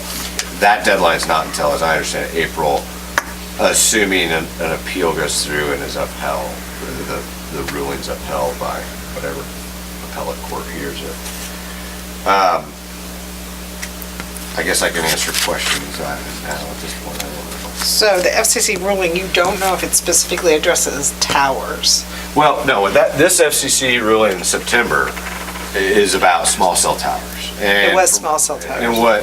And there's a definition, I think as you guys saw, there's a practical law that Austin quoted, which is a good sort of quick summary that was easier to understand than probably the actual ruling. But I think there's a question, what is US Cellular actually proposing to put in? And does that qualify as a small tower? And if it does not, then there may be less restrictions or limitations on the city that would not allow it to say no to it. But they seem to be kind of right on the edge of what that definition is, it sounded like. And I have had no communications with them or their representative or anything like that. So I'm a little bit in the dark just from my own personal knowledge about what they're really trying to do and how they're trying to go about it. Maybe how assertive or aggressive they're being with it. I don't know. So you say this law doesn't come into effect until April, or the appeal is holding it till April? One part of the ruling is requiring cities to affirmatively put into place aesthetic standards of these small cell towers. And I've located an example of it in Pittsburgh, PA, which would be applicable because this is a federal law. It applies to municipalities all over the country. And it's extensive, it's very in-depth. Whether or not the city of Marysville would adopt something that extensive, whether or not the city of Marysville is going to be approached by these telecommunication companies for small cell towers remains to be seen. It might be for higher populated municipalities, the need for them, or more importantly, these companies to feel like it's worth it to put a small cell tower. Are these aesthetic standards, is that like the pools that look like trees? Well, I'm just curious, because I saw some of the pools that look like trees in Charlotte. Right. I mean, yeah, along those lines, I guess you could say. Okay. And, but the bottom line is this is generally to loosen restrictions to allow these telecommunication companies to be able to implement the technology they want to, and not to restrict telecommunications, which are essentially across state lines, because that's how we use them, obviously. So can we restrict, if we allow them, can we put restrictions on where they can go within Right. our municipality? That's a good question that I don't feel comfortable giving you just a blanket answer to. It would really kind of depend upon what the effect of that restriction or sort of zoning restriction would be. And there are limits to how restrictive cities can be. If it effectively denies a company the ability to install whatever it is they're requesting to install, assuming it falls under the federal act, the city could find itself in trouble if it did that. Also, cities cannot treat different telecommunication companies differently and effectively discriminate one against another. And so if Makes sense. generally the city is considering that, well, we're gonna restrict anybody coming in with a request in this particular area, I'd want to look at everything, all the facts surrounding that, and if it triggered one of those two. Well, because they would have put it right by our ball field. Right. Which I don't know about the rest of you guys, but I think that's crazy, But maybe,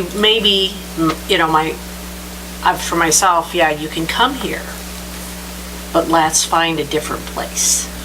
I don't know if we can be forced into letting them put it by the ball field. I was visiting with Brian about that, and he says the flash of the strobe or someone playing ball or But something. it doesn't have a strobe. Doesn't have a light. It's not that high, it has no light. There is no strobe. Even with the airport that close? Well, it'd be shorter than the light poles. Yeah, it's shorter than the light poles. Okay. There's no strobe, there's no light. Every city is gonna have the same situation. Yeah, we're not unique. If this is a federal law that's rolling out, and every city is gonna be approached by these. And the technology is advancing to the point where, everybody's got something in their hand that, so the need for these towers to come in to enhance the network, as I understand it, I think will be applying to smaller and smaller cities like Marysville potentially. So it won't just be limited to the bigger cities. So yes, and again, not to be as a cop-out, but it's so fact-based in that this is a very specific request from US Cellular that sounds fairly unique. It may not be applicable to this ruling. It may not be a small tower, which would disqualify it potentially. It's also leasing land. It's not city right-of-way. It's city land in the middle of the land, as I understand. I don't believe that anything like that in this city has been done, or certainly in that area. But those are the kind of fact-based questions that have to be explored whenever you're considering saying no. And I obviously, the risk is you say no, and then they say, well, we're going to challenge that because we Right. think you're in violation of federal law. We wouldn't be challenged until April. Well, only if it fell under the small cell tower. And that April deadline is about aesthetic standards that cities have to put into place in order to comply with that ruling, assuming it's upheld. There are other things about that ruling too, like franchise fees and permit fees, and there's caps on that. And I don't know, I haven't looked at it deeply enough to see where Marysville falls. I know the city of Manhattan, may have to adjust some of their fees, and in a lot of other cities, I'm Do sure. they have small towers in Oh, yeah, yeah. They have them everywhere? Well, I asked the city attorney that. She didn't know for sure. She's got somebody else in her office that's kind of become the expert. This is going to be, as you said, Mayor, a bigger and bigger issue because cities are going to get more and more requests to implement more, because the technology is advancing. With advancement technology, they have to put in different towers, as I understand it. And I have at this point limited understanding of the technology of it. And the law's changing to kind of adjust for it, so. Technology. So the league's comment was, we should be careful. That's basically what the league says? Oh, yeah. In fact, well, my review of what Amanda's response was is, you generally, she said, you probably cannot just say no. However, like every lawyer says, but you should ask your lawyer. And get more facts about it. And this So you might think be that's what we unique need to do? enough. Yeah. Is direct you to do that, to find out if? Yeah, well, I think we just maybe need to have some more follow-up with US Cellular. I don't even exactly know where it's been left, other than the city's said no to the initial survey. I think. Well, we haven't said no to the initial survey. Okay. We discussed. We just put it on haven't the table. completed it. Yeah. So How about that? Because they requested the access, we just haven't granted them access, or we haven't said no either. And the Plus, reason we being haven't is we tried didn't to know get- if we wanted to grant them access, if we really didn't want it there, so we just kind of waited. Right. I didn't want them to spend money on something, we were just gonna. If we haven't granted them access, they're going to think we're going to say yes. So if you don't have a copy of the contract, that access agreement they asked to. I don't know that I do, or, It was in one of the packets, but we can get it to you. Okay. Well, I'll need to. And then maybe you'll find out what kind of tower exactly they want to put in and see what limitations or what opportunities we have. as a And they city. probably have to do their study before they can give us more facts. Well, I don't know. Well, Well, if they want to put a cell tower in a certain spot, they should obviously have an idea of what they need it for. Right, how much, what they need at this time, yeah. What were we going I to say? think, Karen? yeah, the survey was gonna Yes. Because like- confirm what they thought. But if that's where they think they need it, then obviously they have some idea as to what they need. Right. Like the wattage, they couldn't determine until they did the survey. Now, how could that not know that? They have an idea, they're just not giving it to you. Because they know, they could go, I mean, they're free to just walk there and say, okay, I think this, we need about, Because obviously they've approached other people in that area, and there's been other people that have told them flat out no. And there was one that had said yes, but now they're saying no.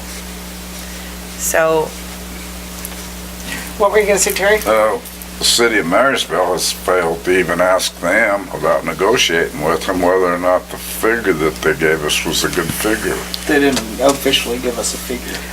I understood in the paper I saw that it was something like $5,000 or $6,000 or something. I think you brought that number, but I don't think it's in the agreement in It's any not, way. there's no agreement for the lease yet. Yeah.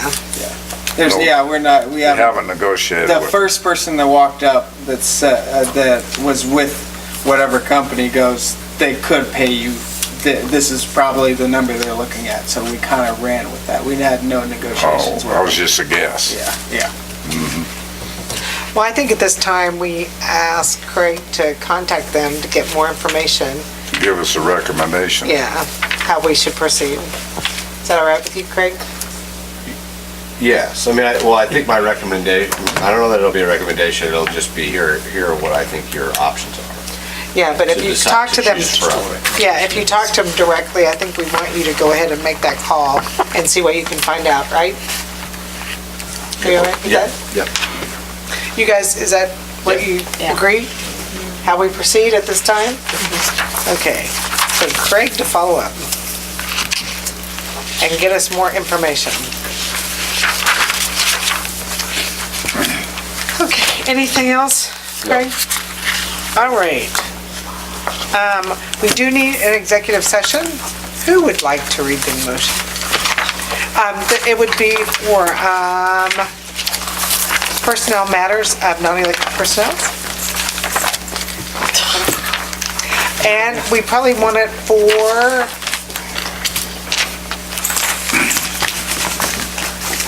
20 minutes. For non-elected personnel, you said. Non-elected to discuss personnel performance, yeah. And to include city administrator and city attorney. Okay. I move that city council recess to executive session pursuant to the KSA 43. KSA 754319B to discuss non-elected personnel. I think you have to put a B and then you have to put the number in. Turn to the next page and see what number it is. B, what? B, for employees. okay, 754319. B2, B1. I could have written it out clearer, I agree. B1. Yeah, B1, there you go. B1. Discuss personal matters, non-elected personnel. To include. To include mayor, city council, attorney Craig Olson, and City administrator. city administrator. For 20 minutes. Executive session will begin. Let's go. Yeah, 20 minutes be 9:35. Returning 9:35. Yeah, return at 9:35. Okay, is there a second? Second. All in favor, say aye. Aye. Opposed? Okay. To order, there are no decisions made, binding decisions made in executive session, and continuing on roundtable. I forgot to mention this during a meeting. The UTV status of the ordinance is? I have two of them, so they can look at them and put them together as best they can. The league says they were amazed because they thought we were looking for one to prohibit them. They don't write them for them. Okay, so you have two to look at. I have two to look at. I have Seneca's and I have the one in Fort Scott or somewhere. They're all very detailed. Okay, so we'll have to have that would be Police a and street- fire, you said? That's who you Police and fire- said. Police and Fire Committee, so we'll have to get that set up Yeah. with the new Police and Fire Committee. Okay, and right-of-ways, do you know anything about that ordinance? Were you gonna draft that as well? You want me to write it up? I thought they should tell me what they wanted in it. Well, and you have the original, what you asked for. I have the original. You know, I know all what, that I know what the committee asked for. And Fort Scott's has most of it in it. No, we're talking about parking in the right of way. Oh, that one they don't have one of. Nobody has anything in their They ha- ULDC about specific about parking and right of way? That's what the league told me. Is that true? You should call Manhattan and see I if they can have call it in Man, ULDC. oh, yeah, ask Craig. Craig, can you look at parking, basically parking in right of ways on looking at front lawns? Limiting campers and RVs and things like that on parking on right of ways. Okay. And I think it wasn't the Administration and Finance Committee going to Or should it work be on that. street and, it No, should be Administration street. and Finance. You mean the right of ways is on F and A? Okay.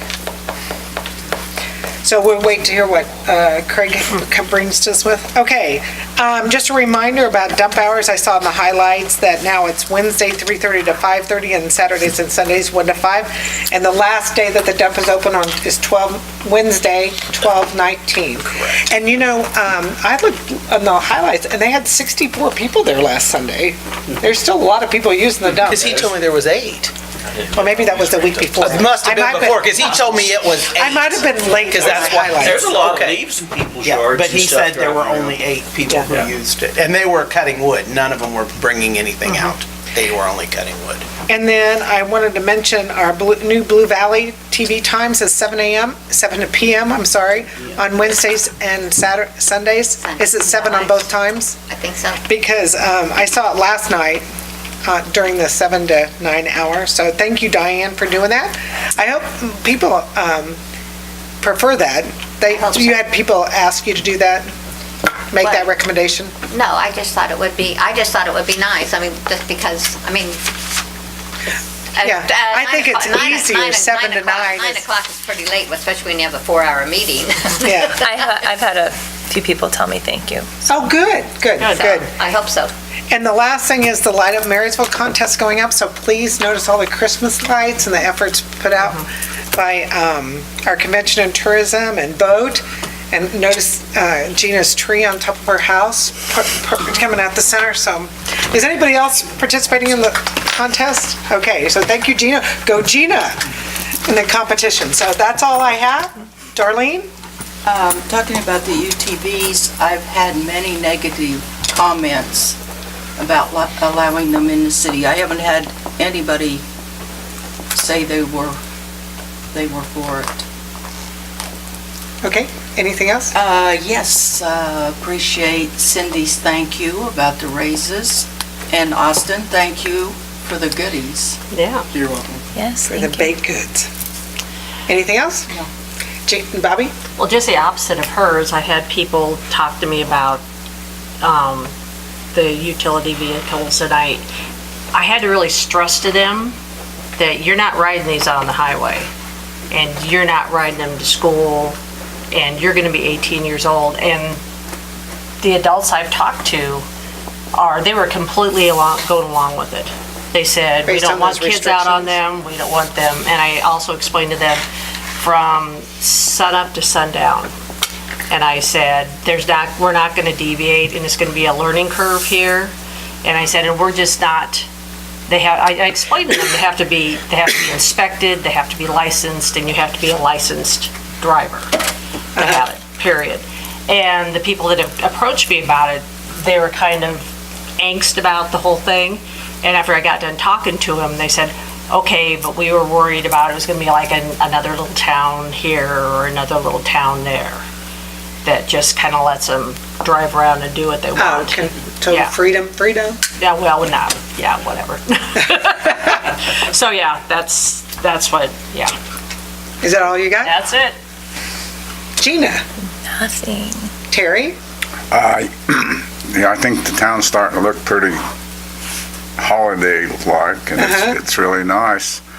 I did have one thing I wanted to bring up about when I go back and looking through some of these minutes, and I see where we were informed that, which it's a done thing, but it's the idea that the city's kind of by somebody that we contracted for labor is holding us hostage to do something with equipment they're only willing to install if it goes in a certain place. It's like they're blackmailing us, that they're not going to be able to use it at both areas where we made an agreement to do. And that concerns me, and I didn't know if that was ethical for us to go along with something where somebody's going to say, it's either or. You do it here or we don't do it. And that's referring to where the placement of the disc golf baskets. Craig? I don't really know what Terry's talking about. It's kind of vague to me. I mean, I know the issue, but I don't know specifically. Well, it's real simple. We were going to have a test deal in 2 different places for 6 months, but they will only install them, and they're private. They will only install them one place. They don't consider trying to do something or work with the other place. Them donating all the equipment. Who is they? Marysville Sport and Rec. Well, they gather donations, but the donations are funneled through Marysville Sport and Rec, which is a corporation that we use for maintaining the ball fields. Oh, it's a contract. Contract. It's somebody we contract with to do our rec program. It's not part of the city. Yeah. Is there a contract that exists relating to this? Not to disc golf, no. No, but Terry's point is that you're saying They're really holding us to put them in one place where only that they'll put them. they give it to us only if we put it in City Park. That's his concern, is that right? And we were doing yes, and we're doing a test thing to see whether or not they would be more favorable in City Park or up at Lakeview. But they have no intention of trying it in Lakeview. I'm not, is there a legal question there? That sounds like. Well, he used the term, did you use the term Ethical? blackmail or ethical or bribe or I don't know. Is it, if you only give somebody something if you do what they want, what is that? We get donations for stuff all the time, specifically, like the video recording equipment at Kester House. We couldn't just say, hey, we decided we want to take those cameras and put them at City Hall. I mean, they're specifying where they're getting installed. I don't see what. And we should be happy that people are donating stuff to us without. And then there's a parallel at the airport where the Cooksey Trust donated $16,000, but they specified it was for the taxiways to the hangars. So donate subject to.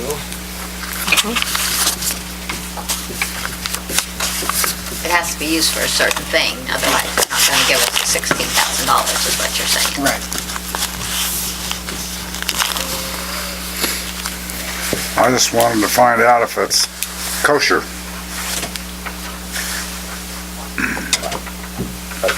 You guys, I don't know that do I need to answer your questions if the things are kosher or legal? And I don't mean that to be joking. We want legal. Right, I don't see anything illegal about this concerning, perhaps, I mean, I think that's a subjective question, but I'm not prepared to answer. I don't know, I guess I would need to, from what you're explaining to me, I don't see any legal problems